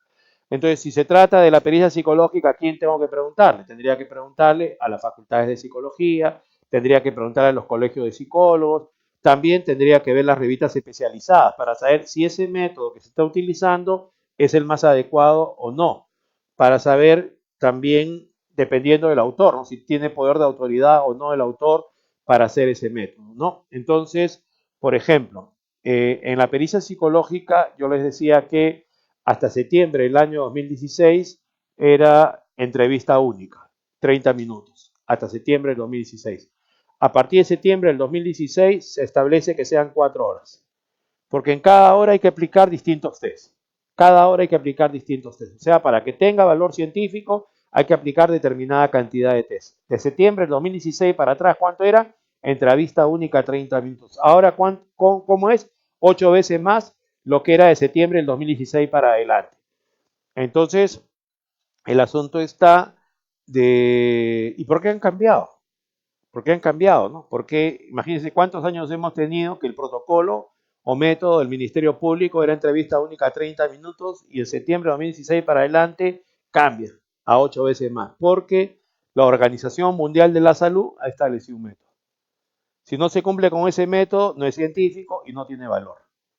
Como tú decías, no se va a condenar a nadie solo con el contenido de la pericia psicológica, sí, pero si no se cumple con ese protocolo no sirve, no se toma en cuenta. Y es un punto en contra del Ministerio Público. ¿Me entiendes? Porque estamos buscando indicios, ¿no? Indicios para convertirlos en pruebas indiciarias, para corroborar la sindicación de la persona que atribuye un delito, ¿no? Estamos viendo cómo podemos nosotros verificar que eso sea así. En el acuerdo, entonces, les decía, ¿eso está dónde? En la sentencia del caso de Walter Ollaz en el recurso de nulidad. Inclusive, desde la sumía es bien interesante ese recurso de nulidad y se aplica al Código Procesal Penal porque tiene que ver con doctrina. Entonces, desde la sumía dice, prueba testimonial versus prueba pericial. Prueba testimonial versus prueba pericial. ¿Qué quiere decir? Lo que tú decías, o sea, a ver, ¿cuál es el concepto que tienen ustedes de la prueba de ADN?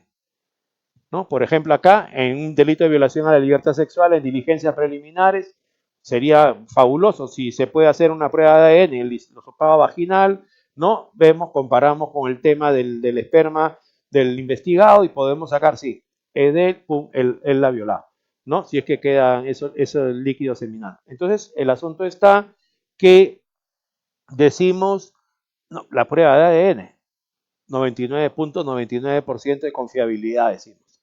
Sí, pero depende de quién lo haga. Para que tenga ese valor, tiene que ser una institución que esté certificada internacionalmente.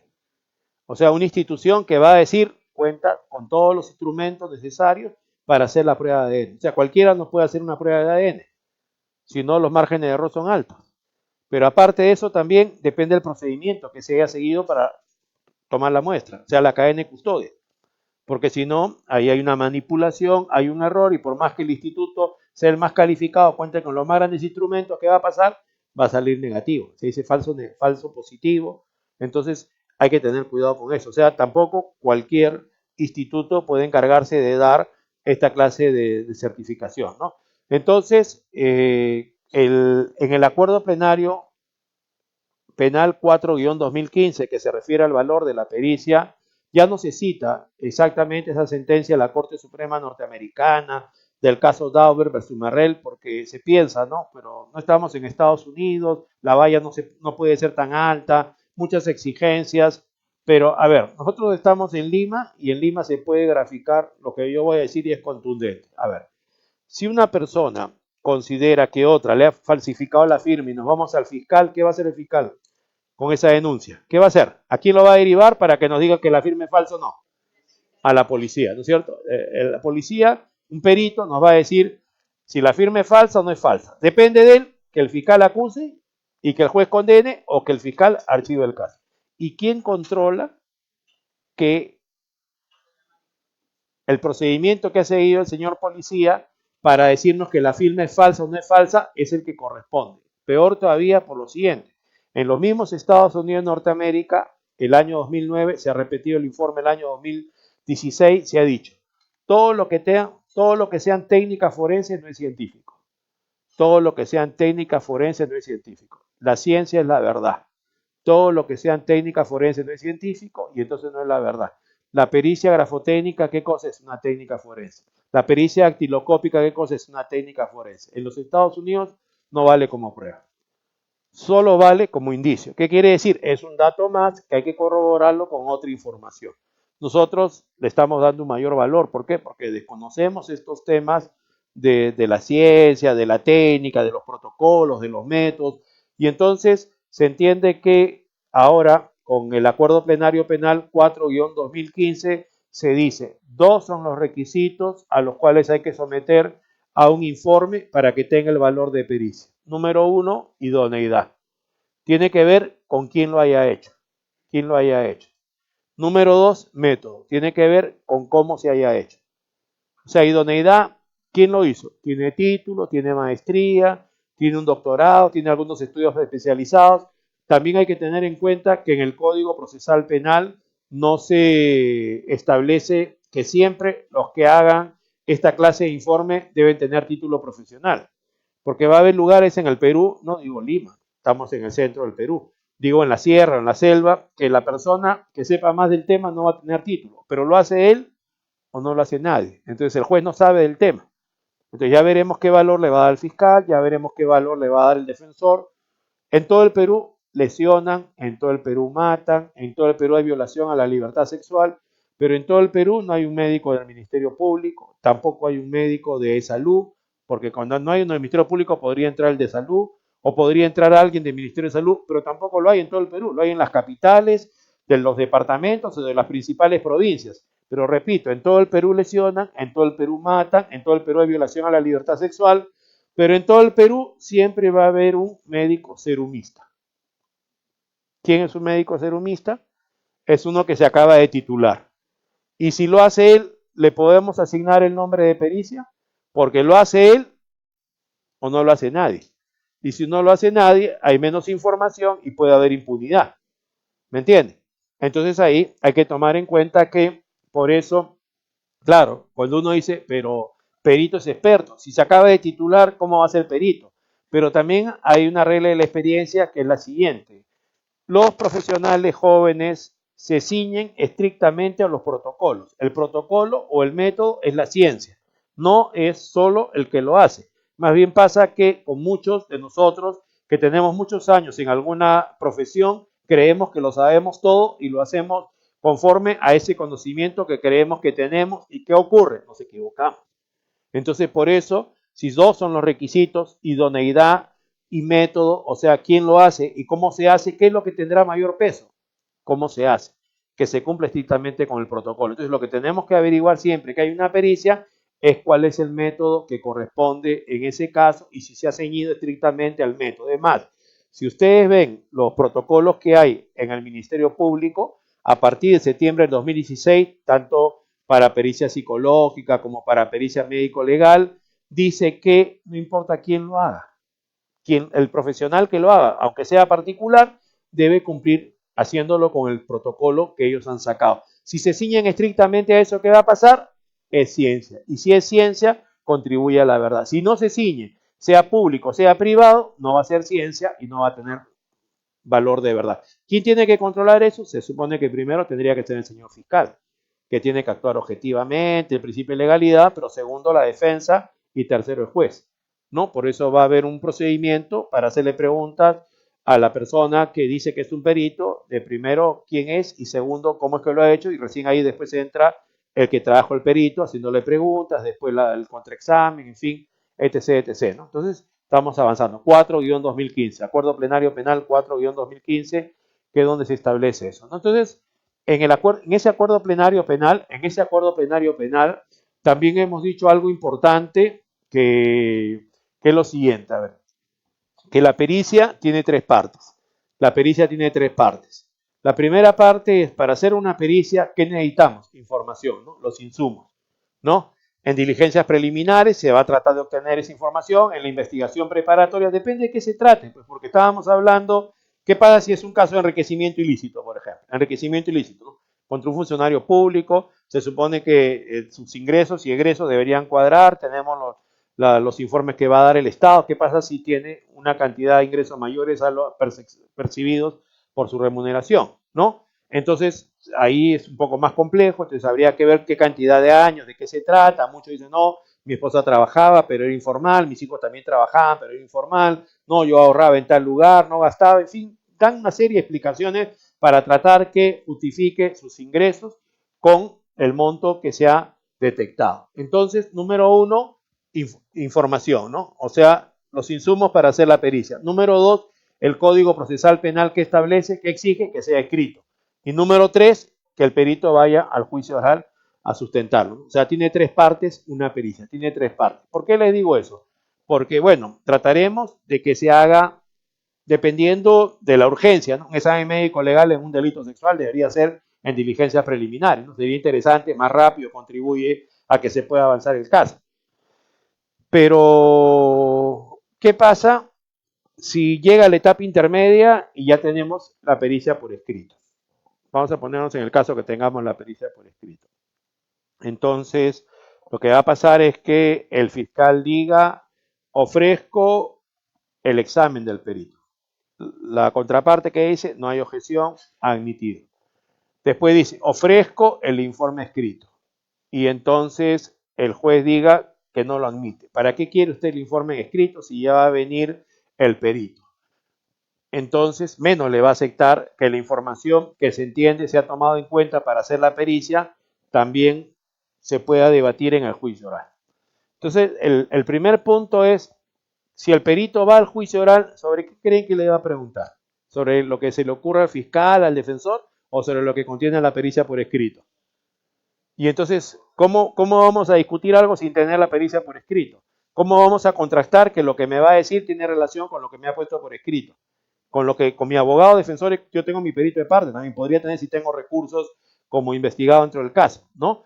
Entonces, peor todavía es cuando el perito no va, porque el que se encarga de admitir las pruebas es el juez de la investigación preparatoria. Entonces, si el perito no va al juicio oral, ¿qué cosa es lo que va a ocurrir?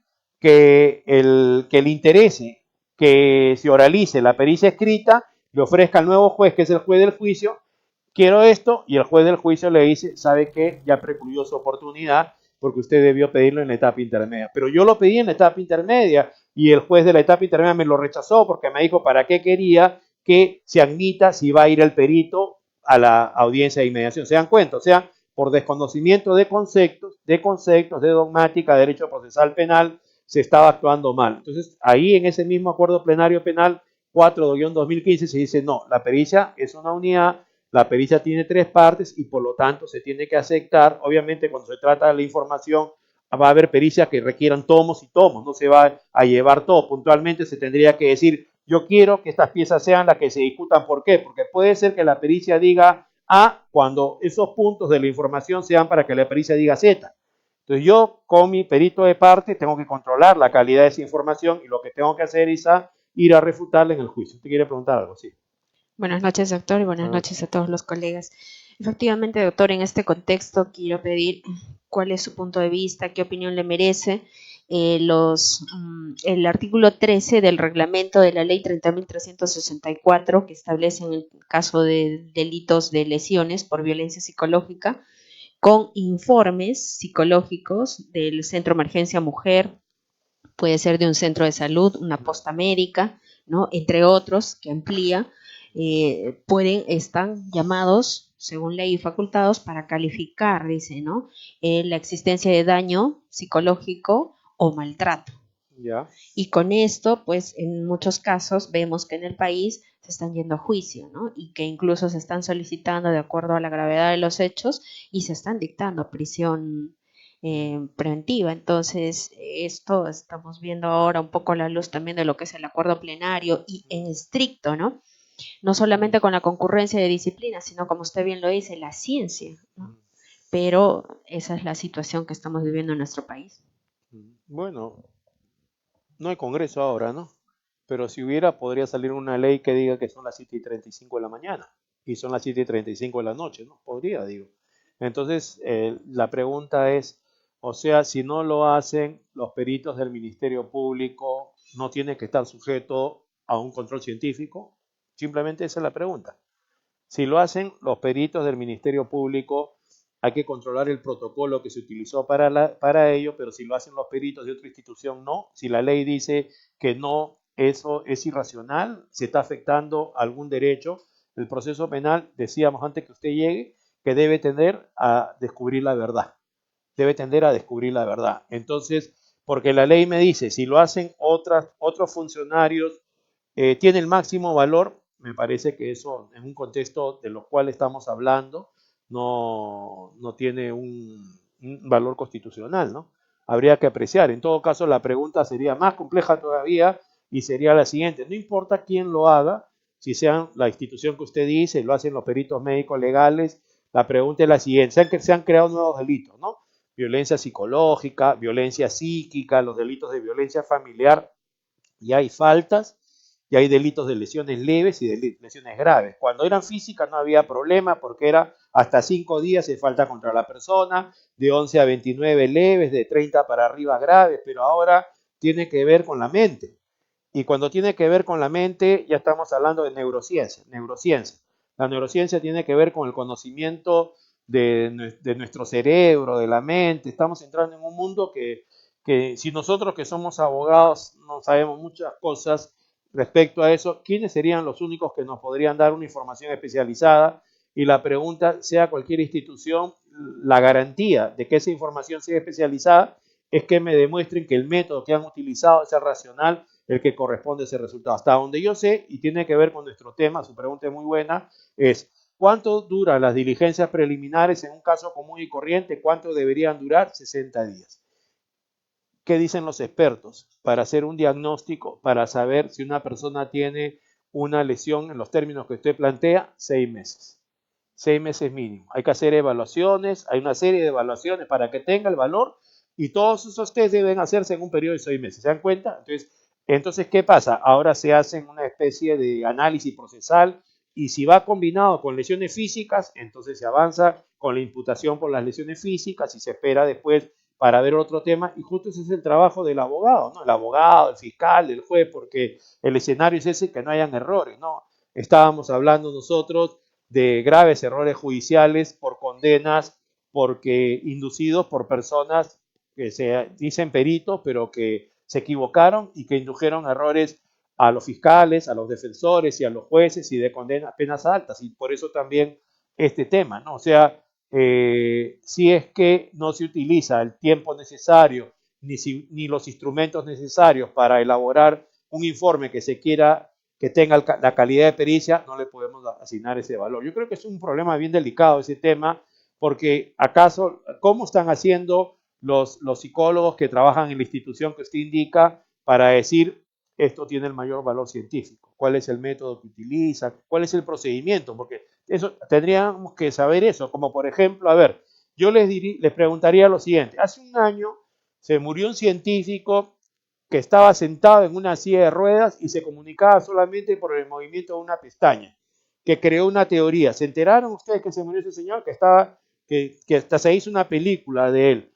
¿Cómo se llamaba este señor? Stephen Hawking. Tenía una teoría del orificio negro, el hoyo negro, o sea, el impacto fue mundial. O sea, fíjense qué poder de autoridad tenía él, que seguramente cualquier protocolo o método que él estableciera, la comunidad científica lo iba a aprobar. En el caso del CEN, si es que ellos son los que van a hacer la pericia psicológica, ¿a quién van a invocar? Porque de eso estamos hablando, ¿no? Estamos hablando que hoy día, si se le quiere asignar el valor de pericia a cualquier informe, entonces mínimo, idoneidad y método, ¿no? Entonces, ese sería un problema bien serio, ¿no? Yo creo que hay que empezarlo a discutir porque el tema es que no hayan errores, ¿no? Porque imagínate, hay un error, usted misma ha dicho, prisión preventiva, ¿no? Y entonces hay que tener cuidado y hay que exigir porque todos queremos que se busque la verdad, pero tampoco a cualquier precio, ¿no? Tratar de evitar que hayan errores. Tendrá que, los mismos peritos psicólogos, no sé si ya se habrá resuelto el problema, de repente ustedes lo saben, que trabajan para el Ministerio Público, decían, ¿dónde está el protocolo certero para saber si es falta contra la persona, si es lesiones leves o lesiones graves psicológicas, psiquiátricas? Y como todavía los peritos que trabajan para esa institución no cuentan con esa herramienta, ¿qué dicen? Bueno, será una falta, lo derivan al juez de paz letrado y el juez de paz letrado dice, ¿ahora qué hago con esto?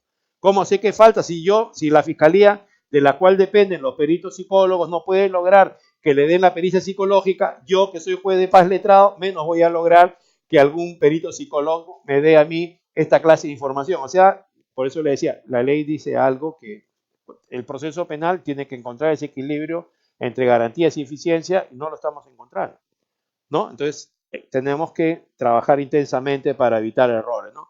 Si la fiscalía lo utiliza así, entonces ustedes, acuérdense siempre, caso Walter Oyarce, homicidio calificado, acuérdense del Acuerdo Plenario Penal 4-2015, busquen en la página web del Ministerio Público, si no, internet, ¿no? O sea, ya, si el Ministerio Público está estableciendo esto, ¿cuál es la base científica que tiene el CEN para que lo que ellos hacen sea suprimiendo una serie de test de lo que hace el Ministerio Público? ¿Me entiendes? Eso es lo que tendríamos que exigir para que tenga la calidad que corresponde, ¿no? Entonces yo creo que hay bastante prisa, ¿no? Hay bastante búsqueda de eficiencia, pero imagínate, es grave, ¿no? Es grave con errores, ¿ya? Bien, entonces ya vemos cuando hay un caso complejo. La casación, les decía que esta es la última, la 599-2018. Esta es la que se refiere al tema del caso de la señora Keiko Fujimori, que fue la primera casación que llegó y que trabaja el tema de las diligencias preliminares, pero en caso de crimen organizado y cómo se debe interpretar en esta clase de procesos el carácter urgente e inaplazable, ¿no? de las diligencias, ¿no? Y bueno, ya pone un tope, ¿no? Dicen diligencias preliminares, nunca puede ser más allá de 36 meses, ¿no? Diligencias preliminares no puede ser más allá de 36 meses, ¿no? Y bueno, ¿qué va a pasar si se vence el plazo? Lo que hablábamos al comienzo, ¿no? O sea, no va a haber archivo del caso por demora. ¿Qué va a haber? Sanciones a los fiscales.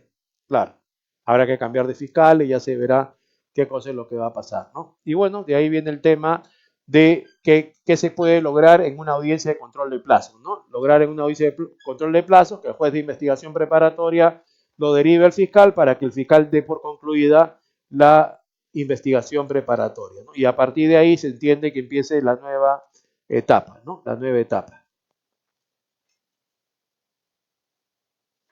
¿no? Y esta es la casación que dice lo que acabo de indicarles en este momento. Casación 613-2015 de Puno, ¿no? Y de ahí viene la audiencia de control de acusación, que vamos a conversar un poco, ¿no? Ya en la etapa intermedia, ustedes ya han hablado con varios profesores de distintos temas, me dijeron que este tema querían que yo lo converse con ustedes, ¿no? Entonces, audiencia preliminar, control de acusación, artículo 351 del Código Procesal Penal, ¿no? Juez, fiscal, defensor, ¿no? Si el procesado quiere, va a la audiencia, ¿no? No es necesario que vaya porque la audiencia es una discusión técnica, ¿no? La audiencia de etapa intermedia, ¿no?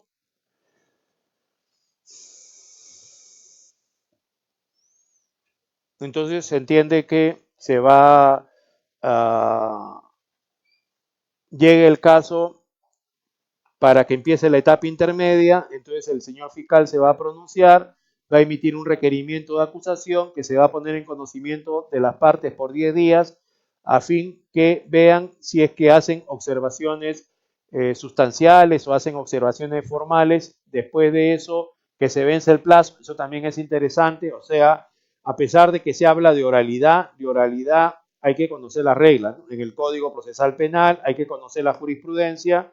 Tú no te puedes presentar en una audiencia de la etapa intermedia y decir, bueno, ahora este Código Procesal Penal es oral y por lo tanto yo no estoy de acuerdo con la acusación del fiscal en estos términos, cuando ya pasaron 20 o 30 días de que te la pusieron por escrito, porque las casaciones ya lo dicen, de que si vamos a una audiencia es un escenario donde por lo general deben haber 3 actores, el juez, el fiscal, el defensor, y la idea es que quienes vayan a una audiencia, las partes, conozcan qué es lo que van a discutir, de tal manera que no se puede incorporar unilateralmente una información sin que el otro lo sepa, porque también requiere un plazo razonable para hacer el test de credibilidad, si no, la audiencia no va a producir ese contradictorio que el juez necesita para tomar la mejor decisión dentro del caso, ¿no? Entonces, por eso hay un plazo. ¿Cuál es el plazo? Se supone que tú no estás de acuerdo con determinado tema, tienes 10 días. Acá está la acusación escrita, fíjate si cumple con los requisitos del artículo 349 del Código Procesal Penal, como en el Código del 40, más o menos, el 225, ¿se acuerdan? Del Código del 40, o sea, generales de ley, fundamentos de hecho, de derecho, propuesta de pena, reparación civil, cuáles son las pruebas que se van a producir, un poco más de detalle en el 349 del Código Procesal Penal, y entonces la idea es que tú qué cuestionas. ¿Faltó pronunciarse sobre algo? ¿Algún problema de forma? ¿Vas al tema sustancial? También podrías ir a un cuestionamiento sustancial, ¿no? O sea, el delito tiene elementos, ¿no? Acción, tipicidad, antijuricidad, culpabilidad. Tú estimas que falta algún elemento, por lo tanto lo planteas, se va a discutir en la etapa intermedia, si el juez te da la razón, si falta un elemento del delito, no hay delito, se archiva el caso. Si de repente no quieres discutir porque no vas a ganar nada discutiendo el tema de la teoría del delito, eso está claro, pero consideras que no hay una cantidad suficiente de elementos de convicción que justifique ir al juicio oral, de repente ese es tu punto de vista, qué cosa es lo que hay ahí, y dependiendo de eso también puedes oponerte a la acusación y recién con el Código Procesal Penal podemos hacer un control sustancial o material en la etapa intermedia respecto a la acusación y podemos lograr que el archivo del caso, ¿no? Con el Código del 40, lo máximo que podíamos lograr era que se corrija la acusación y continuábamos con el caso, ¿no? Entonces tenemos un acuerdo plenario penal justamente antiguo sobre este tema del año 2009 sobre control de acusación con el Código del 40, control de acusación con el Código Procesal Penal 957, ¿no? Entonces se entiende que acá en la etapa intermedia siempre vamos a necesitar quienes estén el fiscal y el defensor del acusado, ¿no? El fiscal y el defensor del acusado, ¿no? Ahora, se supone que ya terminó la investigación preparatoria y por lo tanto no se pueden actuar diligencias de investigación, ¿no? O de pruebas específicas. Si no se practicó antes prueba anticipada y se demuestra recién la urgencia y necesidad de que no se va a poder actuar este testimonio en el juicio oral, entonces habría que pedírselo al juez de la investigación preparatoria para ver si acepta, y entonces podría ser que en la etapa intermedia, acá en este momento, se practique prueba anticipada. También presentación de prueba documental, ¿no? También presentación de prueba documental, ¿no? Este es el acuerdo plenario, el 6-2009, ¿no? 6-2009 sobre el control de la acusación fiscal, ¿no? En el Código Procesal Penal, ambos controles, formal y sustancial, ¿no? Formal y sustancial, ¿no?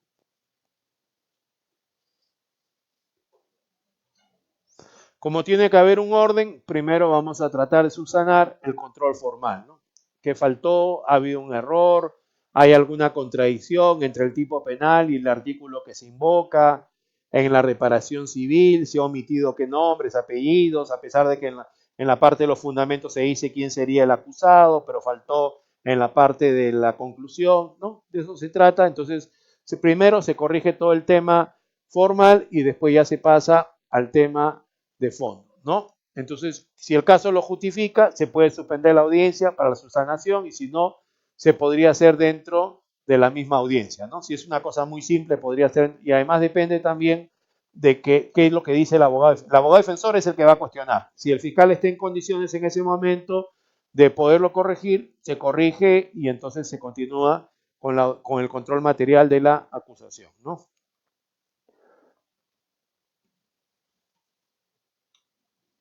¿No? Acá hablábamos justo del nuevo análisis del Ministerio Público.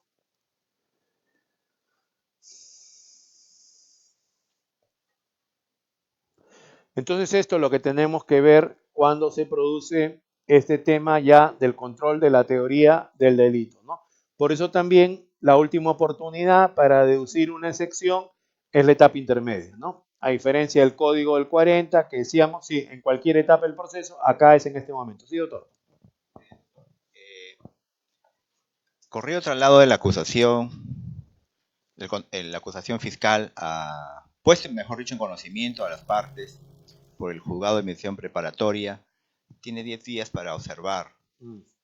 Por diferentes motivos que no lo haya, en este caso el procesado no haya tenido la oportunidad de hacer la observación correspondiente por cambio de abogado, por viaje, por X motivo. ¿Cuál podría ser la participación de aquí del abogado, la defensa, en otras palabras? Bueno, se entiende que la defensa es una unidad y por lo tanto la persona que está procesada debe controlar que su abogado participe. Aparte tenemos un artículo 85 en el Código Procesal Penal que se concuerda con el artículo 292 del Código Procesal Penal, donde se establecen medidas disciplinarias a los abogados que se comprometen a participar a audiencias con el Código Procesal Penal y no van a las audiencias, y esta es una audiencia impostergable. Entonces el juez te puede suspender, te puede amonestar, te puede suspender en el ejercicio del cargo, o sea, aparte que puede haber una demanda por responsabilidad civil. Entonces es muy delicado el tema, entonces, porque la idea es que puede haber mala fe procesal también. Entonces se entiende que sin perjuicio de la responsabilidad que le acarrea al primer abogado, el abogado que va a reemplazarlo tiene que continuar en el estado en que se encuentra. Tiene que continuar en el estado en que se encuentra, ¿no? Salvo que sea una cosa, diría yo, grosera, ¿no? Para poder invocar, porque tenemos causales de nulidad también. En el artículo 150 del Código Procesal Penal tenemos 4 causales de nulidad. Obviamente una es la de indefensión, pero como le digo, es muy grave que un abogado se apersone en un caso. Incluso ha habido reforma a este artículo 85 precisamente por la mala fe procesal. O sea, hay 4 audiencias que son impostergables. Esta es una de ellas, la de prisión preventiva, la de cesación, la de tutela de derecho, y tiene 24 horas el abogado antes que avisarle al órgano judicial y avisarle a su cliente: no puedo ir, y tienen que poner otro abogado porque la audiencia no se puede postergar. Supongamos que a pesar de eso el abogado no llega, entonces lo que va a pasar es que el órgano judicial va a tener que convocar a la defensa pública, va a tener que asignarle un tiempo que sea razonable, porque también, pues, imagínate en las prisiones preventivas qué pasa, cuánto tiempo puede estar máximo un preso, una persona. Se supone que máximo 48 horas para hacer la audiencia y la resolución. Imagínate que el abogado no llega, el juez permite que eso sea así, entonces podría haber una excarcelación, ¿me entiendes? Entonces, por eso hay una práctica también, ¿no?, de los jueces de investigación preparatoria ponte en las prisiones preventivas que a las 24 horas te citan para la audiencia, previendo que puede ser que no llegue el abogado por alguna razón, de tal manera que, sin perjuicio que haya las copias que corresponden para los abogados, para las sanciones, o te impongan directamente la sanción, se convoca otro abogado, se le permite el estudio de autos y se haga la audiencia, ¿no? Entonces, continuará en el estado que corresponde, ¿no? Es más o menos como que lo que tú planteas me hace acordar lo siguiente, ¿no? Entonces, plantean su recurso, puede ser de apelación o puede ser de nulidad en el código antiguo, y entonces va a hacer su alegato el abogado y cuando le empiezan a preguntar, oiga, pero usted no ha puesto eso en el alegato por escrito. No, es que yo no hice el alegato por escrito. Ah, ya. O sea, como tú no planteaste el recurso por escrito, puedes decir lo que te dé la gana acá en la segunda instancia o en casación. ¿Así es la regla o no? O se supone que hasta hay un latinazgo, ¿no? Que dice tanto apelatum, tanto devolutum, o sea, el poder del órgano de segunda instancia está limitado a lo que es materia del recurso. O sea, la parte con su recurso, principio dispositivo de congruencia, autoriza sobre qué punto se tiene que pronunciar la segunda instancia, y además en segunda instancia no se puede incorporar agravios. Lo máximo que se puede hacer es ampliar los fundamentos de los agravios, porque usted, contraparte, usted se va a enterar recién cuando esté en la audiencia de cuáles son los agravios, o tiene que decirle en la instancia anterior si alguien no está de acuerdo con la sentencia. Usted sí no está de acuerdo con la sentencia, por lo siguiente le corre en traslado a usted y se va a preparar usted como contraparte para la audiencia que va a haber en la segunda instancia, o si fuera en casación, en casación. Entonces, es una regla, ¿no? Principio dispositivo, principio de congruencia. O sea, yo no puedo alegar que yo no hice el escrito. Yo no puedo alegar que yo no fui al juicio oral. ¿Me entiendes? Se supone que el que continúa con el caso, ¿cuál es su obligación? Conocer el caso y conocer los recursos que se ha planteado. ¿Me entiendes? Si no, lo que va a pasar es que, para empezar, te van a refundar, ¿no? En este caso no se observó la acusación por equivoco, por eso le No, digo. no se observó, pero por responsabilidad del abogado, ¿no? Responsabilidad del abogado, ¿no? Si no es por responsabilidad del abogado, entonces, ¿qué va a pasar? Bueno, el cliente puede ir contra el abogado, ¿no? ¿No? Puede ir contra el abogado. También yo he escuchado otras versiones todavía. No, lo que pasa es que ha habido indefensión porque mi abogado no tenía preparación. Mi abogado no tenía la debida preparación. Entonces ahora he podido conseguir una cantidad de dinero tal y tengo un nuevo abogado, y entonces a partir de acá que se considera la defensa. ¿Te das cuenta? Entonces por eso el tema va por la responsabilidad, ¿no? Los abogados. Sí. ¿Quiere preguntar algo usted? Sí. ¿Qué pasa con las integraciones que hace el Ministerio Público en el control de acusación y nos corren traslado y no tenemos el plazo como para poder observar esas nuevas pruebas que van a ir a juicio oral, ¿no? Porque las están integrando en plena audiencia. Entonces, en mi caso, yo solicité al juez de la investigación preparatoria que nos dé un plazo prudencial a efectos de poder también hacer uso del contradictorio respecto a esas integraciones, porque obviamente esos medios probatorios en su momento van a servir para condenar a mi patrocinado o a otra persona. Entonces, ahí siento yo que hay una desproporción en el plazo que tiene el Ministerio Público, la ventaja que tiene el Ministerio Público de poder integrar un medio probatorio, y el abogado de la defensa no puede hacer lo mismo. Ya, pero por eso, pues, integrar qué cosa, porque se integra que hay un hecho nuevo, no puede ser. Se supone Nuevos que medios tiene que ser, probatorios que pero no ha presentado en su requerimiento que omitió que ofrecer. ofrecer. Ya, ¿y por qué? ¿Cuál era el motivo? ¿Se olvidó? ¿No se dio cuenta? ¿Recién advertido? ¿Cuál es la justificación? La justificación es que, bueno, lo omitió, se olvidó. Ya, pero usted deje constancia de eso. Usted en ese momento, ¿qué puede decir? Usted dice, yo me opuse. Ya, ¿se opuso por qué? Porque esa prueba que se admitió le obligaba a usted a buscar una contraprueba, ¿eso? Por supuesto que sí. Pero eso es lo que tiene que decir. ¿Cuál es la contraprueba? Porque tampoco se trata, primero, hay un plazo, ¿no? El plazo corre para todos, ¿no? Está bien, la verdad no se puede obtener a cualquier precio, está bien que sea el Ministerio Público, tiene límites, se excede, ofrece, usted como abogado cumple con su papel, se opone y encima ya no le hacen caso. Entonces usted lo que va a hacer es decir, yo necesito, para contrarrestar necesitaría otra prueba y por lo tanto necesito un plazo. ¿De cuánto? ¿El plazo de cuánto? Yo ¿5 pedí días? un plazo de 3 días que Ya. me pareció proporcional, Ya. ya que ¿Pero qué? teníamos los 10 días, obviamente, de todos los medios probatorios que iba a presentar el Ministerio Público para nosotros objetar y observar y ofrecer también nuestros medios probatorios, pero obviamente si el Ministerio Público integra nuevas pruebas, Ya, a ver, ahí paremos, estamos ya entendí. Entonces usted hace lo que le estamos diciendo, supongamos que se lo rechacen, le dicen que no, entonces, ¿qué es lo que va a pasar? Va a comenzar el juicio oral, ante el juez del juicio oral usted puede ofrecer prueba nueva, esa sería la oportunidad que va a dejar constancia usted en la etapa intermedia de lo que pasó, porque de todas estas arbitrariedades que puedan producirse uno va a dejar constancia, en su oportunidad uno va a hacer prevalecer eso, si no va a decir que uno ha convalidado, llega al comienzo del juicio oral, va a decir, ¿sabe qué, señor?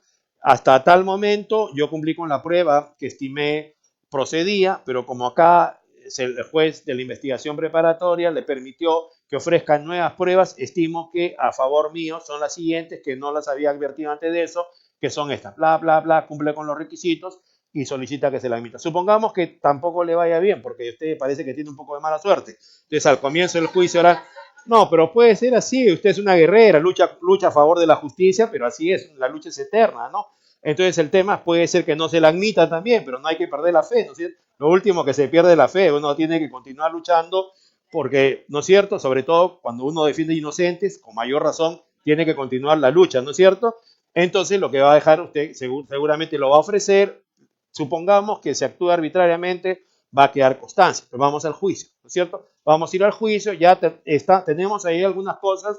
En el caso que la sentencia no sea desfavorable, cuando apelemos, pues tenemos que utilizar también esa información. Además de otros datos que se haya producido en el juicio, no sé, habrá que ver el tema de la motivación de la sentencia, porque ahora hablamos de la valoración de la prueba, ¿no es cierto? La valoración de la prueba, a comienzo estábamos hablando que, por ejemplo, hay muchos testimonios en los casos, ¿no? Hay algunas pericias, pero la mayor cantidad de veces, la mayor cantidad de información es a partir de testigos. Y lo que decíamos era que no vamos a creer en la versión del testigo por el tono de voz o por la expresión corporal, porque puede ser algo muy subjetivo, ¿no es cierto? O sea, puede ser que la persona no lo mire al juez porque tiene miedo de mirarlo al juez, ¿no es cierto? O que le tiemble las piernas, o que le tiemble la voz o la garganta, porque en fin, pueden haber muchos motivos subjetivos y a nosotros eso no nos interesa mucho. A lo que nosotros nos interesa, ¿qué cosa? Lo que está diciendo esta persona es acorde a la realidad y por lo tanto lo que tenemos que ver es que si el acusado quiere declarar, si la víctima o el denunciante quiere declarar o el testigo quiere declarar, tiene relación con lo que han dicho otros testigos, tiene relación con la pericia, lo vamos a valorar a través de lo que se llama las reglas de la experiencia y las reglas de la lógica, ¿no es cierto? El hombre medio aceptaría que esa respuesta como tal es razonable con la lógica, tiene razón suficiente, no es contradictorio, tercio excluido. Le pongo un ejemplo. A ver, en el aeropuerto todos los días interviene gente con droga, ¿no es cierto? Entonces interviene una persona, son maletines de 23 kilos, en compartimentos hay 10 kilos de clorhidrato de cocaína. Lo han querido sacar por el Callao y lo intervienen. Entonces le van a preguntar, ¿no? ¿Qué pasó? Bueno, la verdad, ¿de dónde es usted? Yo soy extranjero, soy acá del norte, de acá de Latinoamérica, del norte del Perú. Entonces, ¿y qué hacía acá en el Perú? Bueno, estaba de vacaciones, haciendo turismo una semana. ¿Ya? ¿Y dónde estaba hospedado? En Miraflores estaba hospedado. ¿Y qué pasó? Bueno, se me acercó una peruana y me enamoré de la peruana. Entonces, al final de la semana me dijo, ¿sabes qué? Mi papá está muy delicado, tengo que enviar un encargo a los Estados Unidos de Norteamérica, tendría que ir yo, pero la verdad tengo trabajo, me van a botar el trabajo, ¿podrías hacerme el favor de llevarlo tú? Y es en eso que me animé. Me pagó todo el pasaje, lo llevé. ¿Cómo se llama la chica? La verdad, exactamente nunca pude averiguar su identidad. Ese es un caso. El otro caso es que, ¿no? ¿Y qué lugares conoció el Perú? La verdad todavía no pude conocer porque me quedé anclado en Miraflores por amor de esta chica. ¿Y con qué capital tenía usted? Le hacen el registro personal y tenía 20 soles.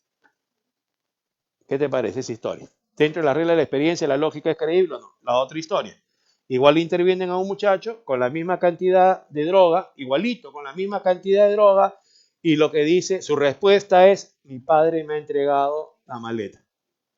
y usted no la revisó, ¿cómo la va a revisar si es mi padre que me la ha entregado? Me dijo, sí, te vas a los Estados Unidos, un vecino se ha enterado que tú te vas, me ha pedido un favor, es muy amigo mío, siempre nos apoya a tu mamá y a mí, por favor llévate esta maleta. Y por eso yo la llevé. Entonces lo entrevistan a su padre, le toman su declaración y su padre dice que sí, que efectivamente eso ha sido así, que él no sabe que su madre está enferma, demuestra que su madre tiene una enfermedad grave, que este señor le había dado $10.000 con tal de que esa maleta llegue a los Estados Unidos de Norteamérica y es culpa a su hijo. ¿Es el mismo caso o no es el mismo caso? A los dos se le ha incautado droga, pero ¿hay responsabilidad objetiva o la responsabilidad subjetiva? ¿Ha obrado con dolo? ¿Me entiendes? Entonces ese es el tema. En cada caso concreto no es el tono de voz o la expresión corporal. Obviamente está bien que haya inmediación porque el órgano judicial es el que se tiene que encargar de percibir la producción de la prueba, es el que se tiene que encargar de motivar en su resolución por qué va a tomar una decisión a favor o en contra. Pero no es el tono de voz ni la expresión corporal, porque también imagínate lo que podría yo decirte, hace un año que no como, te digo yo, hace un año que no tomo agua. ¿Tú me creerías a mí porque utilizo el mismo tono de voz o la misma expresión corporal? Pensarías con esa contextura, imposible, que hace un año que no comas, ¿no es cierto? No, reglas de la experiencia, reglas de la lógica, pero además de eso, no hay que ser médico ni hay que ser nutricionista para saber que no puede haber un hombre que esté un año sin comer o esté un año sin tomar agua. ¿Me entiendes? A eso voy, a lo que el hombre medio aceptaría como tal. Entonces tú tendrías que ver en esa sentencia si es que te es aversa, porque también si lo acceden a tu cliente vas a aplaudir, no vas a decir nada de lo que pasó en la etapa intermedia, ¿no? Que continúen así las situaciones. ¿Te das cuenta? Entonces, pasan muchas cosas. Sí, sí, sí, pues, pero como te digo, sí, es verdad, hay muchos errores que se cometen y la idea es que hay que tratar de corregirlos, hay que ver de qué manera se evita que tengan el peor impacto en contra de la persona que patrocinan y por lo tanto la idea es que hay que seguir, ¿no? Hay que seguir atentos a eso y interponer las oposiciones, los recursos que corresponda y no dejar que se convalide, ¿no? Vamos a hacer un descanso, ¿no? Me dice acá los organizadores y continuamos, ¿ya? ¿No?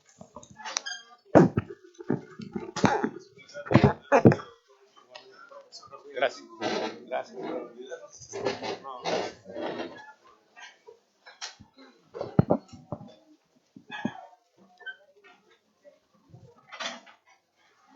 No.